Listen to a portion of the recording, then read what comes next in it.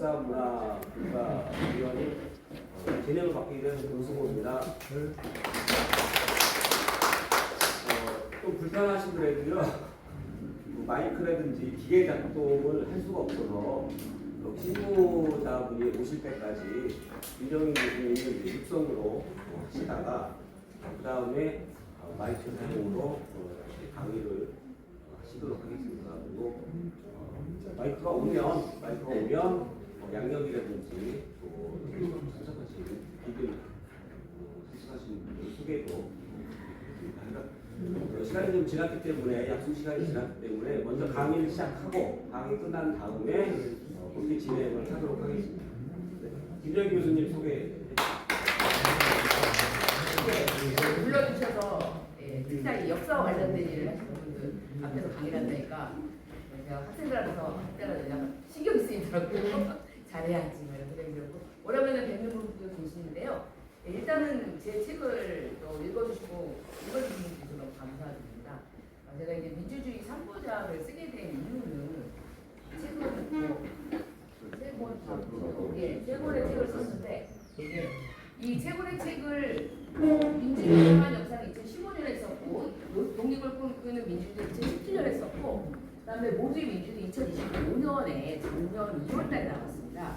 그러니까 1권과 2권 사이는 굉장히 빨리 썼고 2권과 3권 사이는 상당히 오래 걸렸는데 현대사가 그만큼 자료가 많고 아직 연구가 많이 안 돼 있기 때문에 시간이 좀 많이 걸렸습니다. 그런데 이 특징이 또 있다면 민주주의 향한 역사는 독립을 꿈꾸는 민주주의는 박근혜 정부 때 나왔고 그 다음에 이 민주주의 민주주의는 윤석열 정부 하에서 원고를 넘겼고 2025년 2월 거의 저희가 정신이 없을 때 그때 나왔습니다. 무슨 생각을 했냐면 이 민주주의라고 하는 게 문제가 되고 민주주의란 무엇인가라는 고민이 되는 시기에 훨씬 글이 잘 써지는구나. 박근혜 정부 때 1, 2권을 쓰고 윤석열 정부 때 사실 3권을 썼는데 저도 어떻게 3권을 썼는지 기억이 안 나요. 굉장히 많은 양이 엄청나게 많은 자료를 1, 2권에 대해서 많이 봐야 되기 때문에 힘들었는데 역시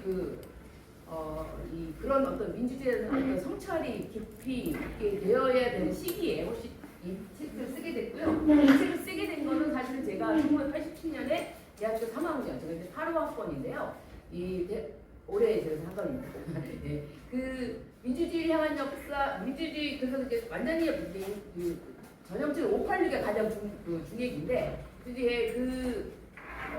대학교를 졸업하고 대학원을 가면서 제가 선생님한테 저 민주주의로 역사를 보고 싶어요. 그랬더니 선생님이 우리 그런 적이 없기 때문에 좀 어려울 텐데 이렇게 얘기를 하시더라고요. 실제로 그랬어요. 그래서 제가 박사는 못 가는 정말 민족주의 관점에서 뭘 썼느냐? 바로 여기 천도교 민족운동을 썼습니다. 오랜만에 신문회관을 만들고요. 천도교 민족운동을 썼고 그 다음에 2009년에 처음으로 3.1운동을 민주주의로 해석한 논문을 쓰기 시작했어요. 그러니까 1989년부터 2009년까지면 20년 오랜 거예요. 처음 글을 쓰다. 그 뒤로부터 계속 민주주의 관점을 쓰게 됐는데 제가 그거를 쓰게 된 민주주의 관점의 역사를 해석하게 된 어떤 계기가 뭐냐면 제가 1994년 참여연대 창립 때부터 계속 활동했던 창립회원입니다. 창립회원이 아니고 사실은 참여연대 같이 만들었죠. 저랑 같이 참여연대를 만들었고 그때 제가 이제 막내였는데 김기식 의원과 함께 그때 참여연대를 만들었던 분들 중에 이제 창립 멤버 중에 계속 전부 활동한 사람은 끝까지 활동하면서 참여연대 남아있던 사람 두 사람이 있었어요. 저하고 이찬진 지금 현재 금은감독원장. 그런데 결국 감독원장님도 가셨습니다. 정계로 가셨죠. 그 관계로 가셔서 저만 남았습니다. 근데 어쨌든 저는 시민사회가 매우 중요하다고 생각하고 오늘도 여러분이 시민사회에서 저한테 특감을 요청하신 거기 때문에 훨씬 제가 그 부분에서 한국사회 민주주의에서 시민사회 역할이 굉장히 크다고 생각합니다. 눈에 보이기에는 정치가 바뀌고 이렇게 하면 세상이 바뀌어서 민주주의가 된 것처럼 보이지만 민주주의 역사를 공부하고 그 다음에 1994년에 직접 민주주의적인 관점에서 역사를 볼 수밖에 없게 만드는 이 민주주의 사회, 시민사회에서 있게 되면서 그런 감수성 그러니까 어느 순간 사료가 읽히는 거예요. 민주주의 그거는 정말 충격적이죠. 저는 그건 꾸준히 그러니까 시민 운동을 했기 때문에 그게 가능했던 게 아닌가 싶어서 역사라고 하는 것 결국 살아온 사람의 관점이 그대로 들어가는구나 하는 생각을 했었습니다. 그래서 민주주의한 역사 2015년 쓰고 독립공동 민주 쓰고 그다음에 모두의 민주주의까지 쓰면서 완성을 하고 나니까 정말 기분이 좋았습니다. 네. 왜냐하면 누군가 어떤 목표를 세우고 그걸 완성하는 게 사실 쉽지 않거든요. 쉽지 않은데 저도 학자로서 민주주의가 왜냐하면 지금 이제 사실 우리 저기 반민특위도 그렇고 이거 이제 만약에 역사로 치면 민족주의적 관점인 거잖아요. 그래서 또 여러분이 또 민주주의 역사에 대해서 관심이 있다고 하니까 정말 제가 이제 민족주의라는 게 문제가 있다고 생각해서 그런 건 아니에요. 왜냐면 우리 제가 이제 민주화 세대이기 때문에 민주주의 관점을 보겠다고 한 것이지 민족주의 관점에 대해서 불만이 있고 전혀 그런 게 아니고 또 공부를 하다 보면 당연히 일제시대 하다 보면 민족주의 관점을 갖게 되죠. 사실 지금 제가 이 책 다음에 준비하고 있는 책을 미리 말씀드리면 제가 7일 인명사를 처음부터 끝까지 다 읽었어요. 지난 겨울에. 그리고 느낀 건데 정말 청년 친일파들 있죠. 1945년에 1910년생이면 1945년에 몇 살일까요? 35이잖아요. 이 청년 친일파들 진짜 나중에 너무 잘못 보셨어요. 그래서 제가 다 조사해서 그 중에 엄선해서 제가 책을 쓰려고 그래서 조사를 했는데 하다 보니까 정말 좀 놀라운 게 저희가 최근까지도 친일파 그 인명사전에 있는 분하고 같이 살았더라고요. 친일파 인명사전에 있는 분 중에 가장 늦게 죽은 분이 죽은 사람이 있어요. 2022년 정래혁이라고 기억나세요? 전관적으로. 그래서 저는 어쨌든 해방 2세대니까 지금까지 내가 친일파랑 같이 살았어? 이런 생각이 들었고 제가 배웠던 모든 그 교과서에 있는 사람들이 대부분이 친일파라는 것 예술가들 있잖아요. 그런 것들을 알고 지금 현재 청년 친일파 다른 미래 그래서 이 청년으로서 1945년 해방을 맞고 20대 30대 친일파들이 진짜 많아요. 그 친일 인명사전인 사람들이 그 사람들 해방 후에 어떤 길을 걸었는지를 거의 고발하는 심정으로 쓰는 그 책을 지금 쓰고 있습니다. 계약을 했는데 출판사가 너무 좋아하더라고요. 근데 많은 민원이 들어올 거라는 우려가 있긴 합니다만 지금은 그렇게까지는 심하지 않습니다. 그래서 미리 말씀을 드리고 여러분 그래서 오늘 꼭 말씀드려야지 제가 그런 책 쓰고 있다고. 그러니까 왠지 제가 이 민주주의 관점에서 어쨌든 그 사람들이 근데 정말 공부하면 공부할수록 정말 이 전범덕이라는 사람 혹시 기억나요? 친일파 중에 전범덕이라는 분이 있는데 이분이 나중에는 법학자로, 법사학자로, 법사학자 이름을 날려서 제가 알고 있는 모든 그 역사학의 대표적인 분들과 같이 작업을 많이 하셨더라고요. 혹시 윤경로 선생님은 전범덕 선생님 보신 적 있으세요? 신용화 선생님이 거의 끝세대 80년대까지 했는데 이분이 정말 대단분이라고 문자를 나눠주는 조선 총독부 경성부청에서 문자를 나눠주던 이분이 해방 후에 바로 경찰이 있다가 바로 경찰을 자른다니까 바로 또 군대로 가가지고 김구 선생님 사건을 은폐했던 사람인데 이 사람이 나중에는 역사학자로 법사학자로 남아서 역사학자를 같은 작업을 했다가 안대희 선생님이 진실을 밝히니까 미국으로 가죠. 뭐 이런 얘기들이 공부하다 보니까 정말 약간 소름이 끼치네. 저희가 알고 있는 그런 분들이 계세요. 그래서 제가 열심히 해가지고 오늘 여기서 기회를 받아가지고 더 열심히 해서 확실하게 잘 먹고 잘 산 그 사람들의 이야기를 한번 정리해볼까 합니다. 제가 민주주의 상한 역사를 쓸 때 되게 좀 특이하게 썼어요. 왜냐하면 민주주의 관점에서 역사를 본 적이 없기 때문에 어떻게 설득을 하지라고 생각을 하다가 우리가 이제 민주주의 개념들이 있잖아요. 그 개념들을 썼는데 인민이라는 개념은 지금 북한에서 쓰고 있기 때문에 우리가 안 써서 그렇지 사실 조선왕조 실록에 백성보다 더 많이 나오는 단어거든요. 그게 한 19세기에는 거의 이제 그 정치적 주체를 인민이라고 불렀어요. 그때. 그 사실은 대한민국 임시정부에도 저희가 알고 있는 대한민국 임시원장이 일단 나오겠지만 거기 보면 거기도 인민으로 되어 있어요. 그러니까 국민이라는 저희가 잘 안 썼던 거예요. 지금은 국민이 거의 인민을 대체하는 중요한 단어가 됐지만 저희가 국민을 안 썼던 이유는 일본이 국민이라는 단어를 썼잖아요. 그래서 해방 직후에 이게 파시즘적인 용어라고 생각해서 꺼렸는데 대안이 없기 때문에 결국은 이제 헌법을 만들어서 국민이라는 말을 쓰게 되면서 이제 우리가 자연스럽게 국민을 받아들이게 된 거죠. 그래서 지금 국민을 쓰는 걸 문제 삼을 수는 없어요. 왜냐하면 개념이라는 것도 계속 변화해서 우리한테는 시민이나 국민이나 지금은 이제 같은 일이지만 초창기엔 그런 고민을 했을 정도고요. 그다음에 자치라는 건데 이 셀프룰은 우리나라에서는 민주주의하면 자유평등이지만 미국이나 이런 서양에서는 셀프룰이 굉장히 중요해요. 근데 이 자치의 어떤 역사를 찾아보자. 그 다음에 이제 이 정의라고 하는 건 뭐냐면 공정하고 공평한 건데 이거는 제가 19세기에 정말 수많은 가보농민 전쟁, 그러니까 동학농민 전쟁을 비롯해서 정말 수많은 사람이 죽었거든요. 그러니까 저희가 잘 생각을 안 하는데 많은 그 한국인들이 학살을 당한 게 사실 동학농민 전쟁에 대해서 정말 많은 수만 명이 그때는 19세기 내내 항상 밀란이 있었고 농민항쟁이 있었어요. 그래서 그 주장들이 무엇이었느냐? 주로 조세 문제였거든요. 공평한 조세. 그 다음에 또 하나는 근데 조세제도가 왜 문제가 되냐면 신분제에 기반해서 조세제도가 만들어졌는데 신분제가 해체돼가고 있잖아요. 그러면은 리모델링을 해야 되잖아요. 당연히 거기에 맞게 사람들의 평등의식에 맞게. 근데 그렇게 만들지 않았기 때문에 생기게 된 문제였고 거기서 큰 불만을 갖게 되면서 계속 농민항쟁이 일어나게 됐고 그 다음에 이제 이렇게 우리 안에서의 변화가 있었다면 이제 문명. 이 문명 서양부터 온 거죠. 서양부터 왔는데 어떤 걸로 왔냐면 우리가 가장 우리가 문명을 배우는 데 가장 중요한 매체는 신문. 그중에 독립신문. 아무리 생각해도 놀라운.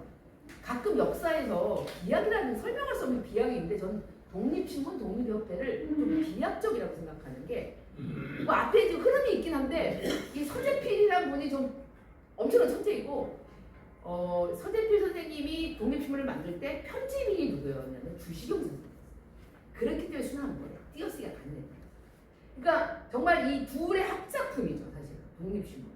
그래서 독립신문을 제가 이제 이 책을 민주주의 향한 역사 쓰기 위해서 독립신문을 예전에 수능 출제하려면 한 달 동안 합숙해야 되잖아요. 그때 제가 이민가만 가지고 들어가가지고 다 정리해봤어요.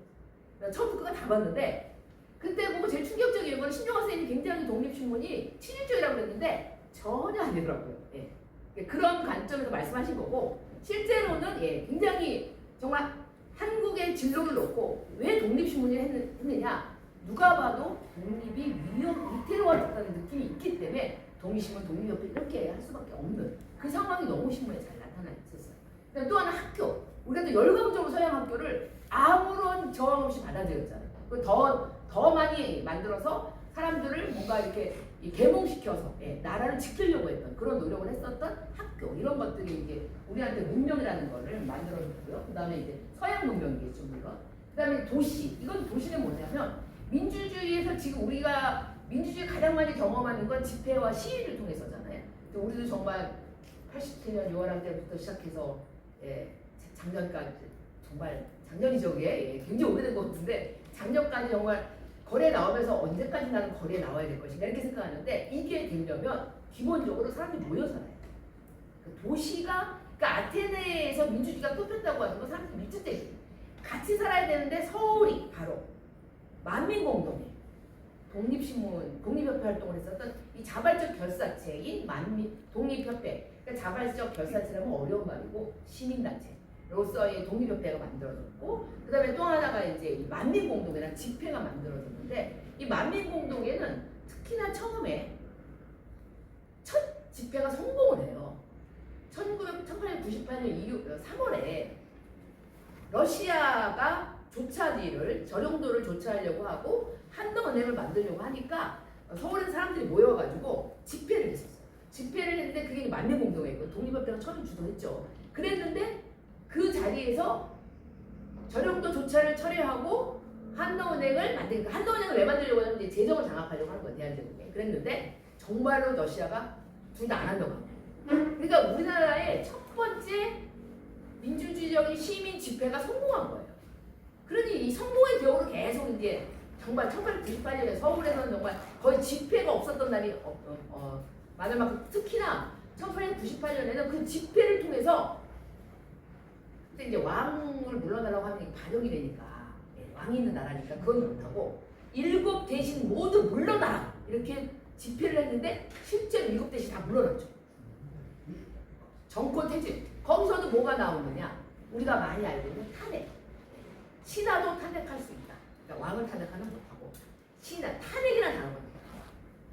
탄핵의 역사를 그렇게 깊고 그래서 실제로 탄핵을 시켰고 그 다음에 나왔는데 박정희와 혁신정을 그러니까 박정희 정부가 들어서면서 바로 광민공동회를 만들고 독립회랑 같이 해서 중추원이라는 의회를 만들려고 했는데 그때도 가짜 뉴스. 선거 전날 사실 독립회가 꿈꾸는 건 공화정이다 라고 하는 가짜 벽보가 붙으면서 고종이 그동안 계속 밀렸잖아요. 고종이 어느 정도까지 밀렸냐면 이 시위에 어떻게 밀렸냐면 고종이 덕수궁을 걸어 나와 만민공동의 대표들과 만났어요. 근데 이 만민공동에도 무서운 게 뭐냐면 독립협회에서 처음 시작했지만 그 다음 자발적이고 집회마다 대표를 모았어요. 그러니까 권력이 누구한테 집중되지 않는 거예요. 그래서 이제 비상행동이나 우리 지난번에 시위할 때 보면 이제 비상행동 이런 데 보면 특히나 박근혜 그 탄핵 때는 제가 이제 참여연대 상당히 운영위원장으로 있었으니까 그때 그걸 다 기억을 하는데 그때 정신이 한 명도 안 올라갔어요. 딱 한 명 박원순 시장이 올라갔는데 이유는 광장을 열어줬기 때문에. 그러니까 굉장히 극도로 우리도 그런 게 있어요. 뭔가 이게 정치적인 쟁점이 돼가지고 잘못 가면 안 된다. 이런 게 대한 엄청난 긴장감이 있는데 그런 어떤 지난번 이제 탄핵 때는 좀 달랐죠. 이게 개혁을 했기 때문에 당연 정당과 연합이 됐고 그 정당과 연합을 시민사회가 함께 하면서 정당이 상당히 이제 그러니까 정당 민주주의가 발전하게 되는 그런 과정으로 이렇게 되고 지금도 그런 현상이 있는 건데 이런 어떤 이 집회의 문화들이 사실 그때 상당히 성공적이었다라고 볼 수가 있고요. 그 다음에 이제 우리가 또 민주주의라면 권리 자각을 하잖아요. 그 인권과 민권 여기서 이제 인권은 우리가 알고 있는 첩보 인권인 거고요. 자유과 평등권인 거고 민권이라고 제가 이제 표현한 건 당시에는 뭘 민권이라고 생각하냐면 정치적 권리.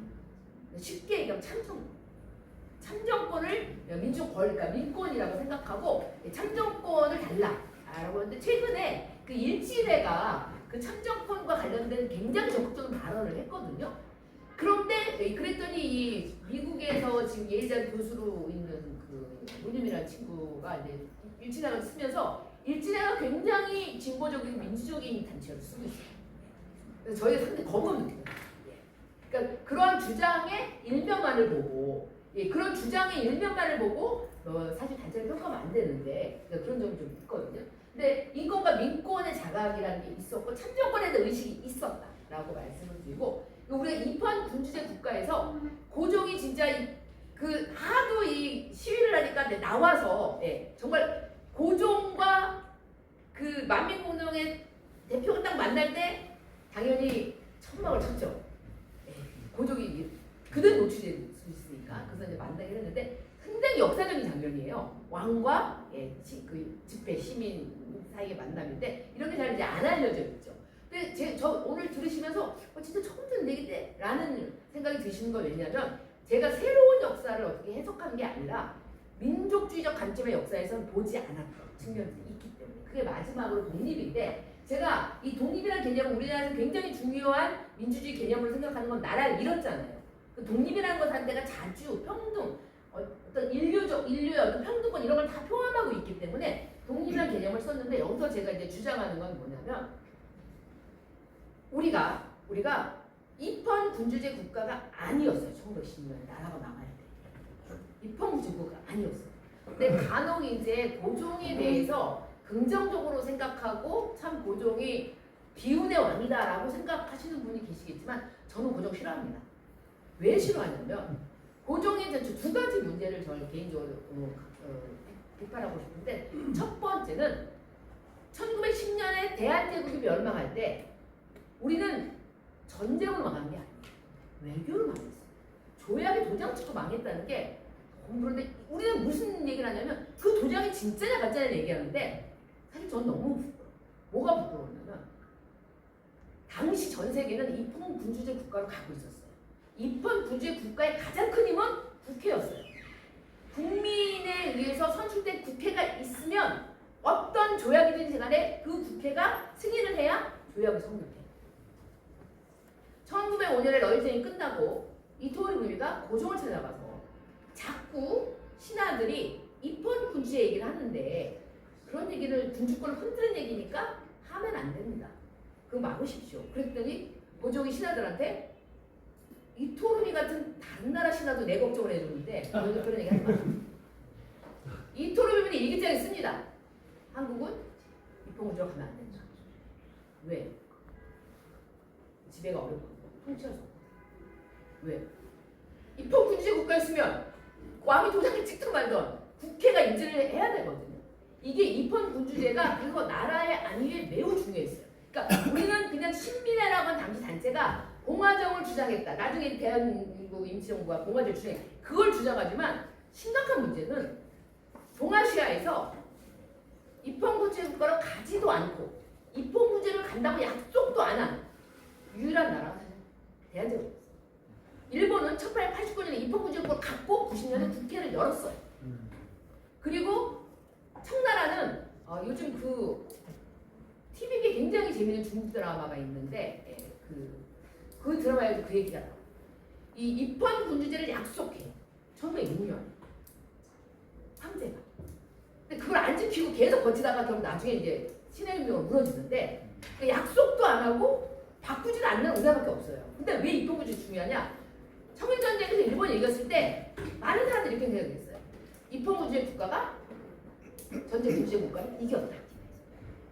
러일 전쟁에서 일본이 승리했을 때 입헌군주제 국가가 전쟁군주제 국가를 이겼다 생각했고, 제가 이따 잠깐 보여드리겠지만 양측 차원은 우리나라가 멸망했을 때 모든 책임은 궁정에 있다.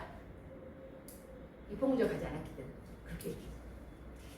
그러니까 일본의 집요한 침략 야욕이 결국 우리를 아까 이토리님이 얘기한 것처럼 도장만 찍으면, 그러니까 왕이 도장만 찍으면 망한 거는 전제 군주제 국가이기 때문에. 그래서 그 당시 많은 전 세계 국가들이 입헌군주제를 갖고 있는데 저희가 그 틈에서 꼼짝도 안 한 거죠. 나라만. 그래서 저는 민주주의 관점에서 보면 고종은 정말 왕국의 1등 공신 이상한 말도 어쨌든 악역을 만들고. 그래서 이 민주주의 관점에서 역사를 보게 되면 이게 이런 얘기들을 주로 이제 하게 돼요.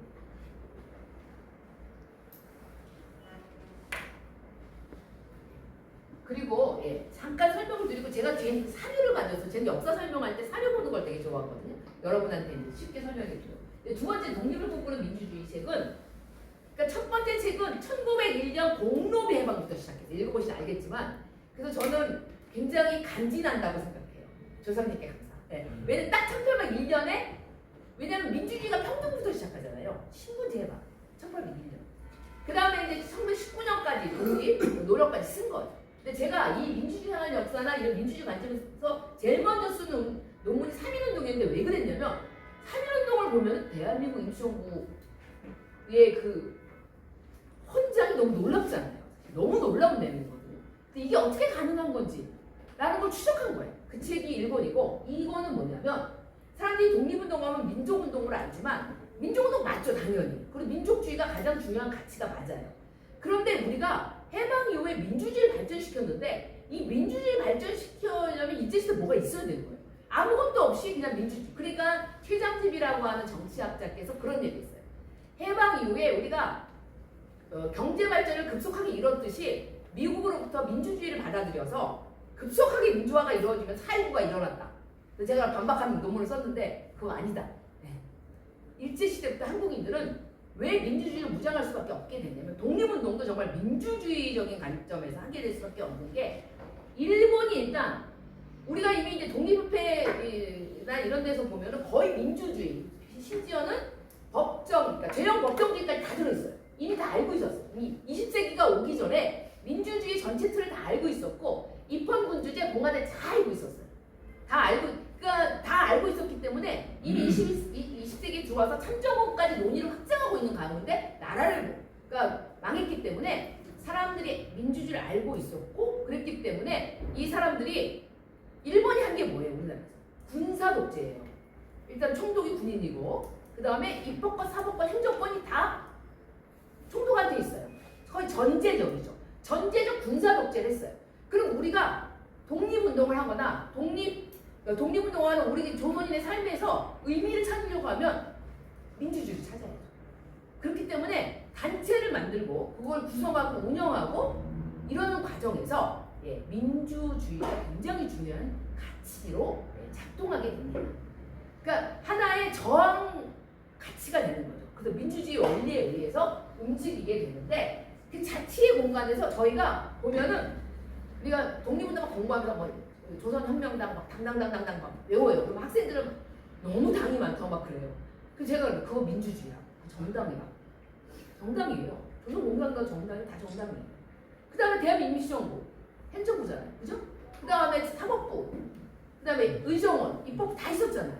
그러니까 정당 훈련도 되어 있어. 정당에 대한 경험도 있고, 입법, 사법, 행정부 경험도 있고, 심지어 신간회와 같은, 내년 100주년인데, 신간회와 같은 시민단체. 이 경험까지 다 일제시대 때 안 한 경험이 없어요.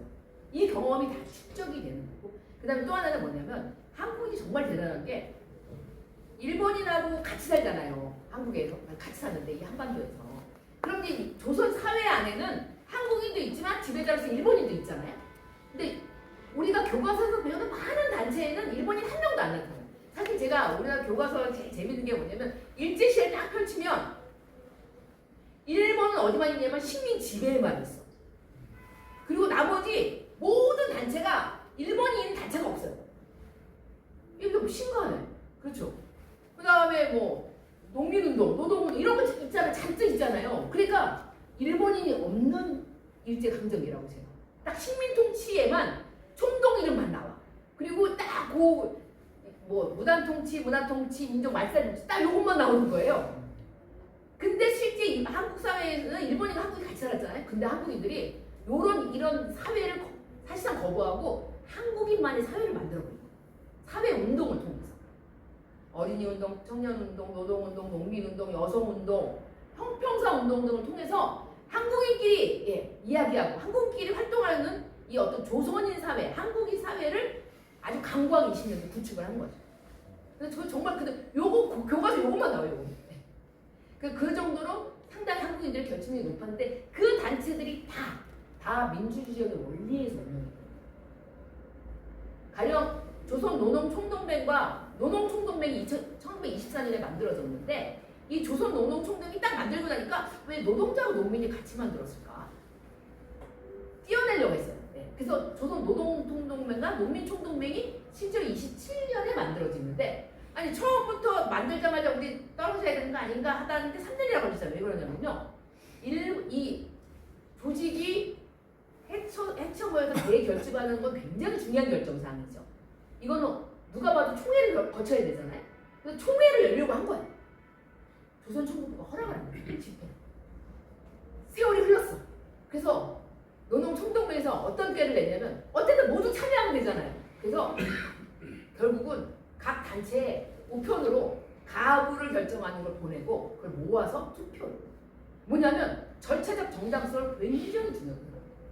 그러니까 뭐냐면 우리가 독립운동을 하기 위해서 만주 벌판을 다니지 않아도 한국 안에서 살면서 너 전제적 군사 독재를 하고 있는 일본 통치에 저항하는 것은 우리는 민주적 원리에 의해서 움직여 나가서 도덕적 우위를 확보하려고 하는 강한 자의식이 있었어요.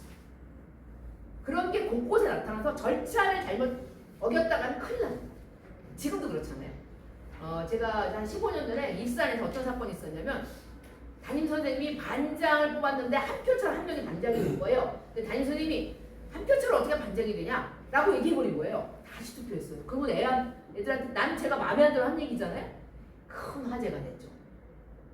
한 표차라도 반장이 해야 되는 거라고 사람들이 다 생각했기 때문에 큰 동네 화제가 됐죠.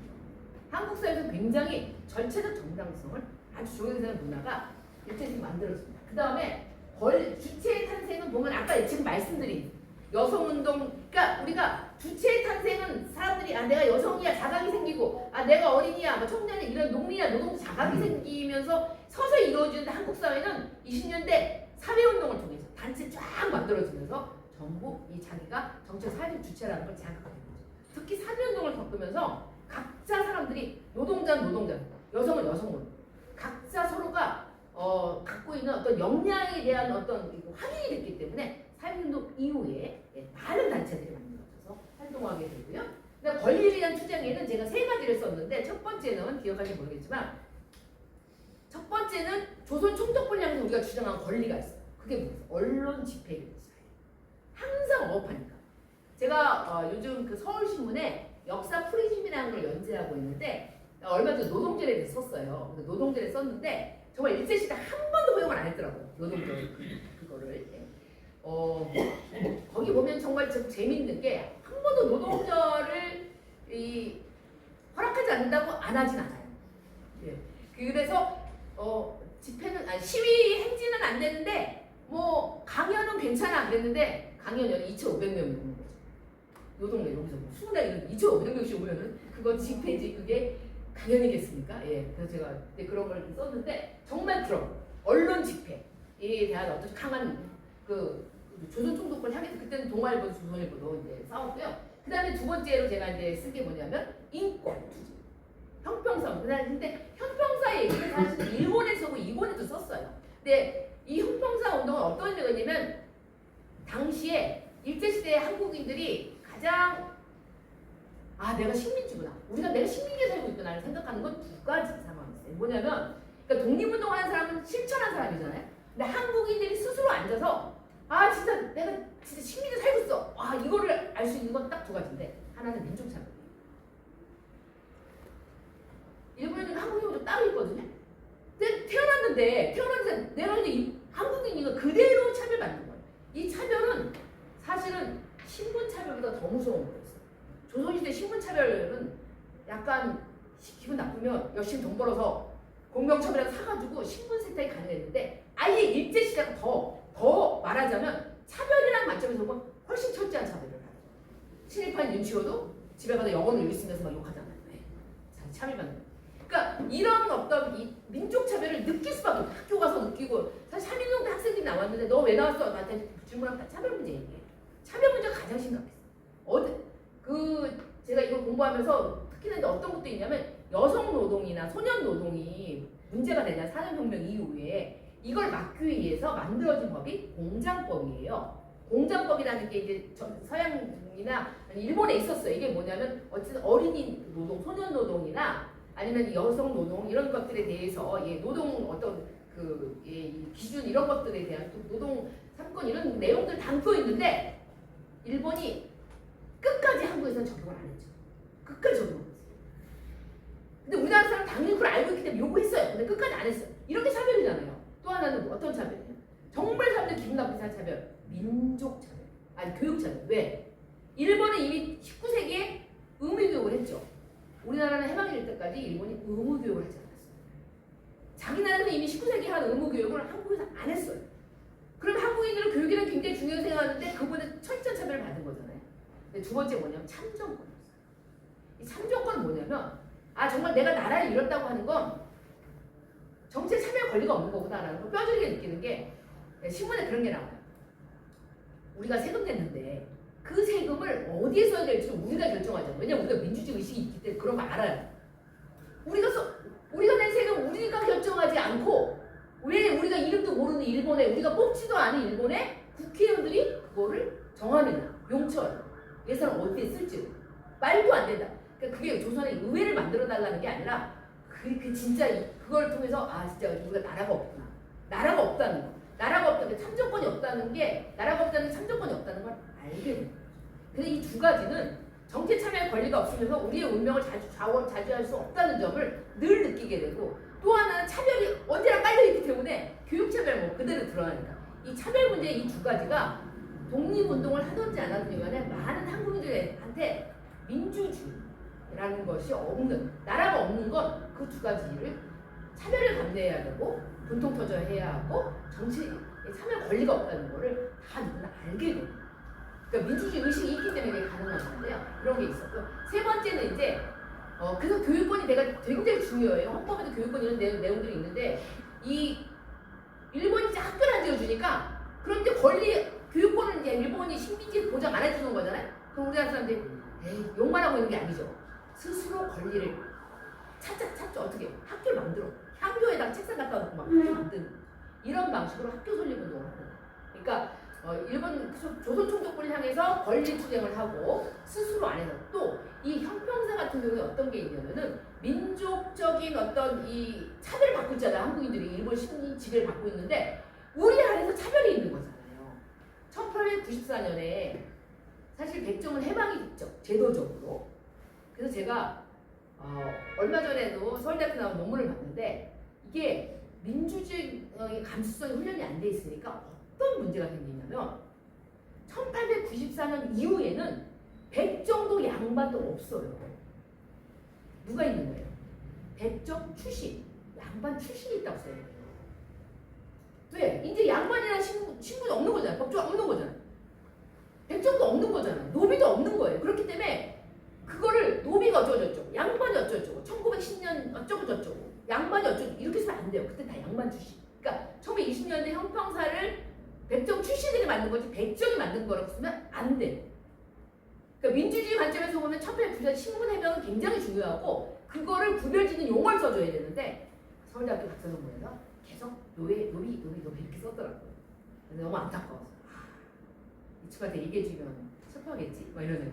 그러니까 그게 뭐냐면 기본적으로 우리가 갖고 있는 물론 그런 원리를 꼭 배워야 하나 이런 생각이 좀 들긴 한동안 그 어쨌든 그런 일이 있었어요. 그러니까 이 우리 안에 차별인 거예요. 그러니까 민족 차별을 받는 것도 억울한데 식민지 민족 차별을 받는 것도 억울한데 우리 안에는 우리가 백정 출신들 차별하면 안 되겠지 생각해서 결국은 사실 백정보다 노비가 숫자가 훨씬 많았는데 노비는 노비 해방운동을 일제시대 안 했죠. 그죠? 1801년 공노비 해방부터 시작해서 쭉 노비 해방의 흐름이 한 100년 가까이 오고 사실상 1894년은 그걸 추진한 거에 가까워. 그 다음에 약간의 그 독립협회가 노비 그 해방운동을 하긴 했지만 그냥 뭐 마무리가 됐고요. 그 다음에 이제 그 대신에 1900년대까지 이 노비무사를 갖고 있었던 분들이 있어요. 이거 사실 저는 이렇게 불법으로 갖고 있었어요. 1894년 해방할 때 불탈. 그래서 약간 이회영 선생님이 만주로 가시면서 노비무사를 불살랐다고 하는데 제가 그때까지 노비를 갖고 계셨던 거야? 뭐 이런 그렇게 되는 거죠. 아니 1894년에 불을 지르면서 이제 너희들 해방을 이렇게 했어야 맞지 않나? 뭐 이런 생각이 이제 드는 거죠. 그런 것처럼 많았어요. 그런 사례가. 이회영 선생님은 그런 게 아니라 이제 그런 사례들을 연구한 논문들이 있는데 그래서 나서 그러니까 형평사에서 딱 그 자기네들이 결국은 형평사는 1894년에 아주 정부에서 가보개혁 정부에서 해방을 시켜줬는데 문화적 해방이 안 되는 거예요. 돈은 많아요 그 백정들이. 근데 학교를 못 가 자녀들이. 학교 가면 쫓겨. 그러니까 우리들이 어떤 이 인권의식이 있으니까 1924년에 형평사를 만들게 된 거예요. 1923년에 만들게 되는데 결국은 그래서 백정 출신들이 지금 그래서 결국 그 노력 끝에 백정 출신들이 형평사를 만들었을 때 여기에 대해서 농민운동, 노동운동 정말 이 많은 언론들이 다 지지해줬어요. 다 지지해줬고 물론 반형평운동이 지역에서 일어난 곳이 많아요. 경상북도에서 어디서 쌍놈들을 표를 들어고서 막 두드려 맞는 게 있었는데 결과적으로는 사회적으로 이게 사라지게 되면서 결국 우리 할아버지가 백정 출신이다, 백정이다, 우리 할아버지가 노비다 이런 게 없는 우리나라의 지금 사회가 됐잖아요. 그래도 제가 이렇게 주장했는데 형평사 100주년 때 진주에 갔더니 우리 할아버지가 백정했다는 분이 계셔가지고 입장을 정정했죠. 한 명도 없는 건 아니구나 이렇게 생각을 했는데 어쨌든 다 지워진 거야. 친미래요. 그게 진짜 이런 게 뭐냐면 일본의 수평사라는 게 있었는데 일본도 천민이 있었죠. 불악군인이라고 하는 불악민, 우리말로 불악민이나 천민이 있었는데 이 천민들 진짜 1970년대 해방이 됐어. 제도적으로. 계속 가서 1922년에 수평사를 만들었고 형평사 그걸 벤치마킹한 거예요. 그런데 우리나라는 아예 없어졌죠. 한국전 때까지 가면 완전히 이게 없어졌는데 일본 아직도 천민이 있어요. 불악민. 결혼과 취직해서 차별받고 있어요. 그래서 얼마 전 책 나왔어요. 불악민 해방운동. 아직도 하는 거야. 그러니까 일본의 지식인들이 정말 비겁한 두 가지 얘기예요. 첫째 천황, 두 번째 불악민. 아니야. 지금도. 근데 우리는 없어졌어. 그래서 제가 생각했죠. 식민지라서 100% 나쁜 건 아니고 0.02%가 나쁘니까 한국 사회에 어떤 신분이 어떻게 완전히 사라진 건가? 라고 간혹 혼자서 이제 생각할 때 있습니다. 그래서 그런 어떤 권리 추계했고 그 다음에 이제 사상의 향연은 뭐 민족주의, 사회주의. 근데 이제 사회주의에서도 제가 주목한 게 뭐냐면 민족주의가 제일 중요했고요. 그 다음에 이제 사회주의 같은 경우에 어떤 게 있냐면 사회주의자가 됐을 때 제일 먼저 드는 고민이 뭐냐면 사회혁명을 먼저 해야 돼? 민족혁명을 먼저 해야 돼? 이 고민을 하는 거죠. 근데 대부분 민족혁명을 먼저 하는 것으로 돼가는 그런 없음이 한국에 있고 사상은 다양했다는 거고 근데 이제 법에 맞선 정의 이게 좀 이제 재밌는 건데 법에 맞선 정의가 뭐냐면 근데 제가 이거를 쓸 때까지 그리고 이거를 강의할 때까지 좋았는데 요즘 이런 거 주장하는 윤 어게인 때문에 트레이너가 엄청 고민하고 있어요. 이게 뭐냐면 일제시대 때 사실 독립운동을 다 법으로 어기는 사람 치안주법 어긴 사람이에요. 그래서 이제 감옥에서부터 투쟁을 해. 감옥에서부터 투쟁을 하는데 당시에 이 재판에 별명이 있어요. 일제시대 조서 재판이라는 별명이 있어요. 일제시대 이게 뭐냐면요. 검사가 조서를 쓰잖아요. 그럼 판사가 그대로 원래 재판이 뭐예요?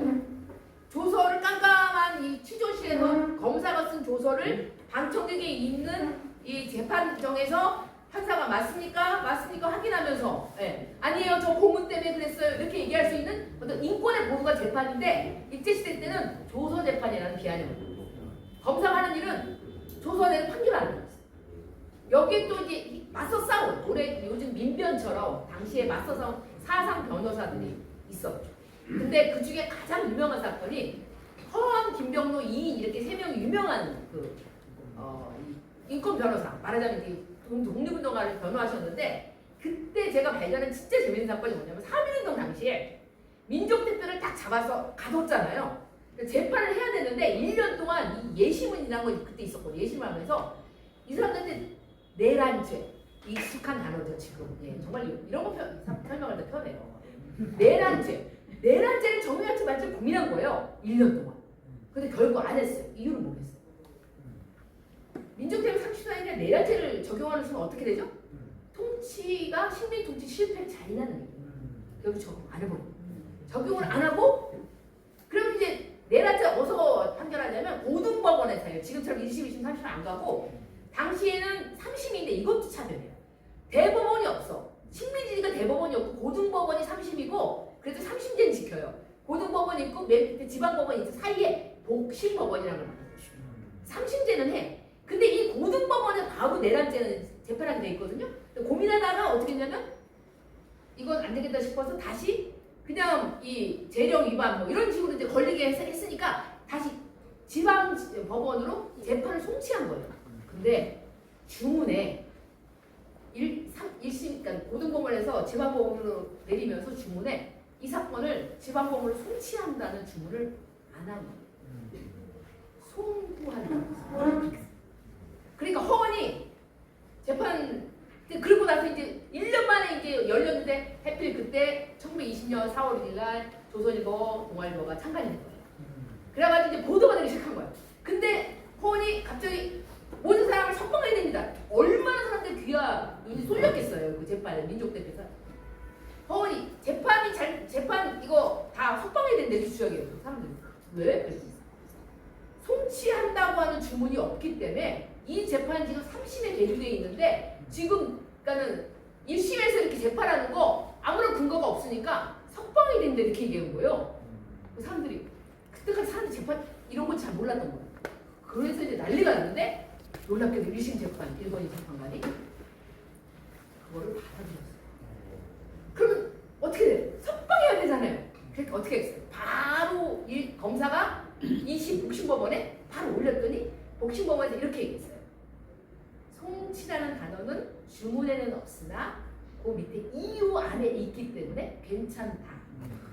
근데 하여튼 사람들이 생각할 때는 33일 이 재판에서 일본이 막 이 조선 총국과 엄정하게 해가지고 단죄를 하려고 어깨에 빡 주고 재판 시작했는데 변호사가 나타나가지고 이거는 절차상 하자가 있으니 나와야 돼. 우리 기억하시나요? 그 저기 누구야 저기 윤석열 나왔잖아요. 예. 그 똑같은 거예요. 그래서 그때 제가 그때는 검사가 한 번 했는데 이걸 안 했잖아요. 뭐 제가 모르겠는데 예. 그래서 완전히 그 재판에 어떤 이 가오 잡으려는 일본인 완전히 이거 조선 총독 가오 잡을 수 없게 된 거예요. 저렇게 중요한 재판을 저렇게 허술하게 이렇게 된 거죠. 그래서 사람들이 재판 변론의 힘을 알게 된 거예요. 저런 게 변론이구나. 그 다음에 이제 적극적으로 변론을 해서 민변 변호사들 민주운동에 굉장히 기여했다고 하는데 그 사상 변호사들도 민주주의 역사 속에 끌어들이기 위해서 제가 이제 썼고요. 그 다음에 비폭력의 연대라는 건 뭐냐면 정말 아름다운 말이잖아요. 비폭력의 연대. 연대가 정말 중요한 게 지금도 우리가 뭐만 하면 연대를 만들잖아요. 제가 참여연대에서 그 임원할 때 월요일 아침 9시 30분에 항상 회의를 하거든요. 제가 이제 춘천에 있는 학교에 가서 월요일 아침마다 항상 서울에 왔었어요. 지금 서울에 이사 와서 살고 있는데 예, 그 사람들이 왜 월요일 아침마다 새벽 기차를 타고 서울에 와서 회의를 하느냐 제가 저 교회 가는 거라고. 예, 교회가 매주 가니까 예. 근데 그때 맨날 하는 게 뭐냐면은 연대를 어떻게 할 것인가. 연대를 사람만 보낼 것인가 아니면 정말 같이 일할 것인가 이름만 걸 것인가. 그래서 회의한 반쯤이 그곳 제가 우리는 너무 연대가 많아 그랬더니 하태훈 대표님이랑 고대 로스쿨 교수님께서 정말 그래서 고대로서 정말 기분 나쁘다고. 그래서 제가 그랬죠. 그래도 좋은 말이 있다고 고대를 위한. 무슨 말이 있겠어요? 학수 고대란 말이 있다. 이런 썰라고 농담을 했었는데 사실은 이 연대가 지금 이렇게 연대하고 있는 거 연대의 뿌리가 사실 일제시대 있어요. 그러니까 근데 며칠 전에 이제 시민사회 관련 연구를 제가 하고 있는데 그 시민사회에 있는 사람들도 한국의 시민사회가 다른 나라 시민사회랑 다른 게 이 연대라고 해요. 지금도 항상 뭐랑 같이 하잖아요. 다른 나라에 가서 이 시민사회 관련된 활동을 하고 이렇게 발표를 하면은 이 연대를 잘 안 한다는 거죠. 각자 따로 같이 연대하지 않는다는 거죠. 네, 그래서 그리고 지금 현재 세계의 유명한 시민단체들은 다 그 자본, 그 빌 게이츠 이런 사람들 엄청난 돈을 받아서 거의 기업처럼 움직이거든요. 네, 근데 우리는 그렇진 않잖아요. 우리는 시민의 힘으로 오늘도 이렇게 많이 오셨잖아요. 시민의 힘. 제가 노무현 대통령은 거기에 박석에다가 썼죠. 당신의 희망, 시민의 힘을 믿습니다. 네, 제가 써놨고 항상 그걸 생각을 하죠. 네, 근데 이 연대라고 하는 것이 언제나 딱 잘 생각하면 3.1운동 생각하면 3.1운동 어때요? 3.1운동. 아니 천정 기독교 불교가 왜 같이 하는데? 우리는 아무렇지 않게 생각해요. 왜? 늘 그래 왔으니까. 심지어는 천정이 불교 기독교가 같이 한다니까 학생들이 따라하려다가 어머 같이 해 그래도 같이 하잖아요. 기본적으로 왜? 식민지에서 식민지민을 약자하기 때문에 항상 옆 사람은 함께 힘을 내는 거죠. 저기 암태도에서 소자칭기가 일어났어요. 제 이번에 암태도 가봤거든요. 진짜 처음으로 가봤어요. 예. 지난 4월에 가봤는데 예, 목포에서부터 꽤 가더라고요. 그런데 거기서 소자칭기가 일어났는데 전국에서 다 지원을 하고 막 변호사가 내려가서 막 지원하고 이렇게 정말 원세는 총파업이 일어났다. 세계에 있는 한국인들이 막 돈을 보내. 엄청난 연대의식입니다. 이 연대의식이라고 굉장히 무섭고 또 하나는 비폭력인데 이 비폭력도 사실은 3.1운동에서 이제 상당히 강조가 됐는데 비폭력 강조할 수도 없는 거 우리한테 물리력이 없잖아요. 물리력이 없는데 많은 사람이 거리에 나오려면 비폭력이 돼요. 이 비폭력과 관련해서는 굉장히 간디가 존경을 받고 있죠. 근데 약간 날짜로 보면 저희가 먼저예요. 1919년 4월이고 그쪽은 우리는 3월인데 또 우리가 또 그렇게 또 그런 거 가지고 우리가 먼저 얘기하면 안 됩니다. 그래서 그 간디가 그런 얘기를 했어요. 우리가 왜 비폭력 시위를 해야 되냐면 폭력 시위를 하게 되면 성인 남성만 나올 수 있다. 그러나 여성과 어린이도 정치적 의사를 갖고 있기 때문에 그 사람들이 함께 정치적 의사를 밝히려면 비폭력 시위해야 한다. 정말 훌륭한 말씀하셨죠. 그렇기 때문에 한국에서도 일단 식민지 사회에서는 비폭력 시위를 할 수밖에 대중운동이라고 그러니까 60만 인생 운동이나 올해 100주년이죠. 그다음에 광주 학생 운동이나 비폭력 운동을 할 수밖에 없는 게 이게 해방은 계속 그 전통이 남아있는 거죠.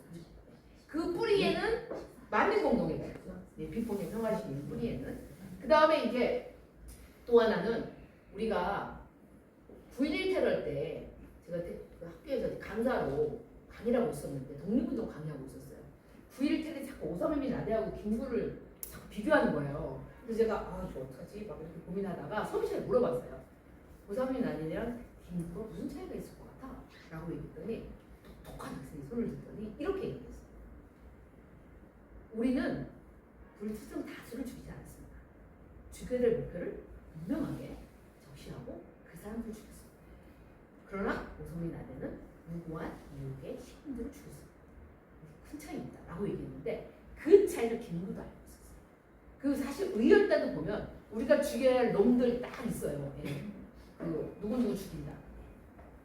그리고 사실 테러라고 하는 거는 그러니까 이 테러라고 하는 것은 폭탄을 던지는 건데 우리 윤봉길 의사께서 홍콩 공원에서 뒤로 던져도 옆으로 던져도 앞으로 던져도 다 일본인이에요. 사실 일본인 사이에 있었잖아요. 그런데 앞으로 달려가서 단장에 왜 던졌겠어요? 우리가 죽일 사람은 일본군 주인입니다. 그거는 그냥 아무렇지 않게 생각하면 뭐야라고 생각하지만 정말 엄청난 사상, 어떤 생명률 이런 사상이 없으면 불가능한 일이에요. 자, 그럼 여기서 잠깐 윤봉길 의사가 언제 다 앞으로 달려갔을까요? 그 시기에서 뭘 하고 있었을까요? 아니 옆에 다 군인이잖아요. 일본 국가가 올려서 모두가 일본 국가에 대해서 차를 타고 있습니다. 그래야 10m 가까이 달려가죠. 그게 뭐냐면 김구가 선생이 그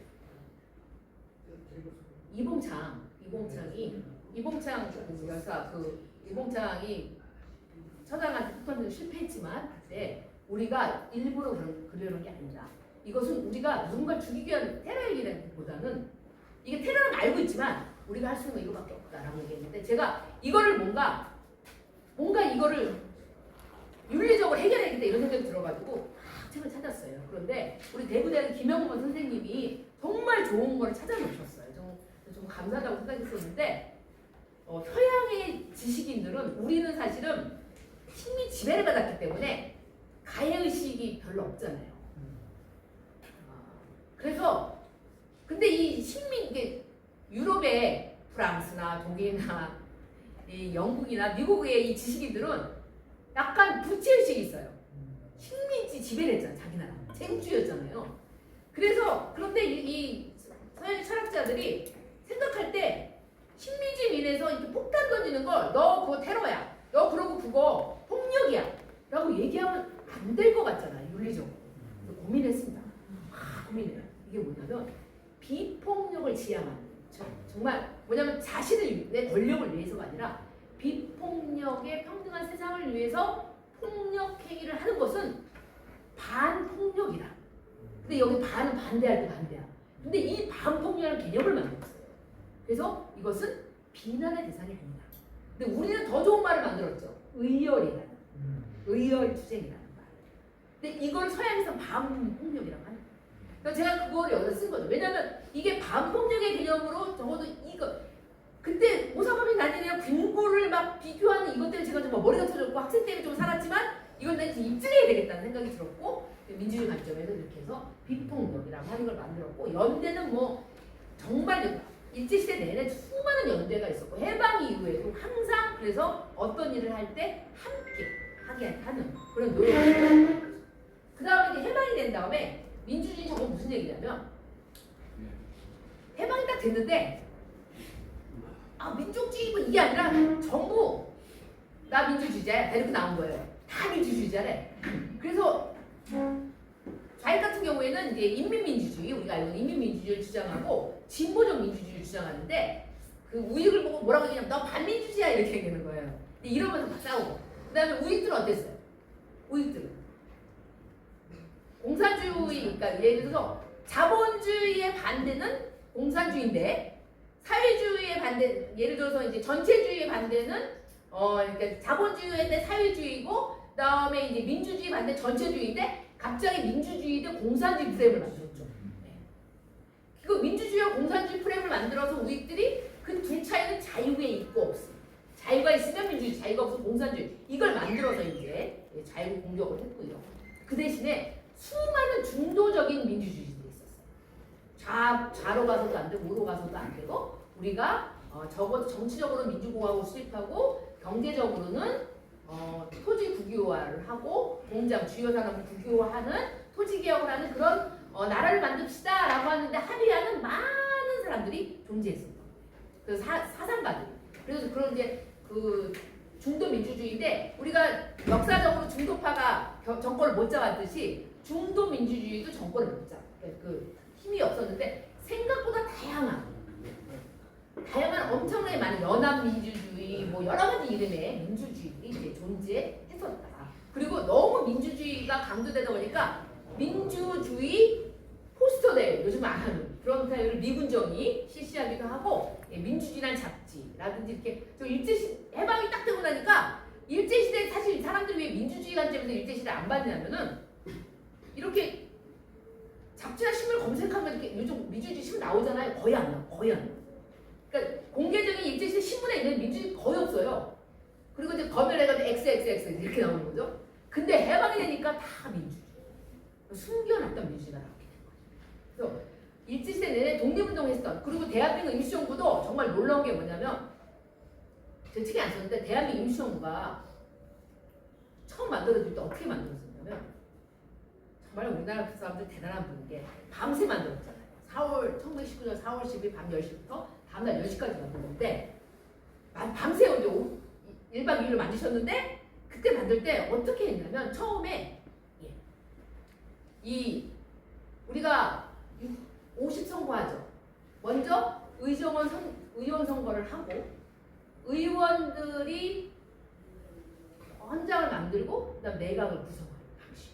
그러니까 우리가 50선거를 하고 7월 17일 날 헌법을 만들고 그 다음에 내각을 구성하고 나라를 수립했죠. 똑같은 수.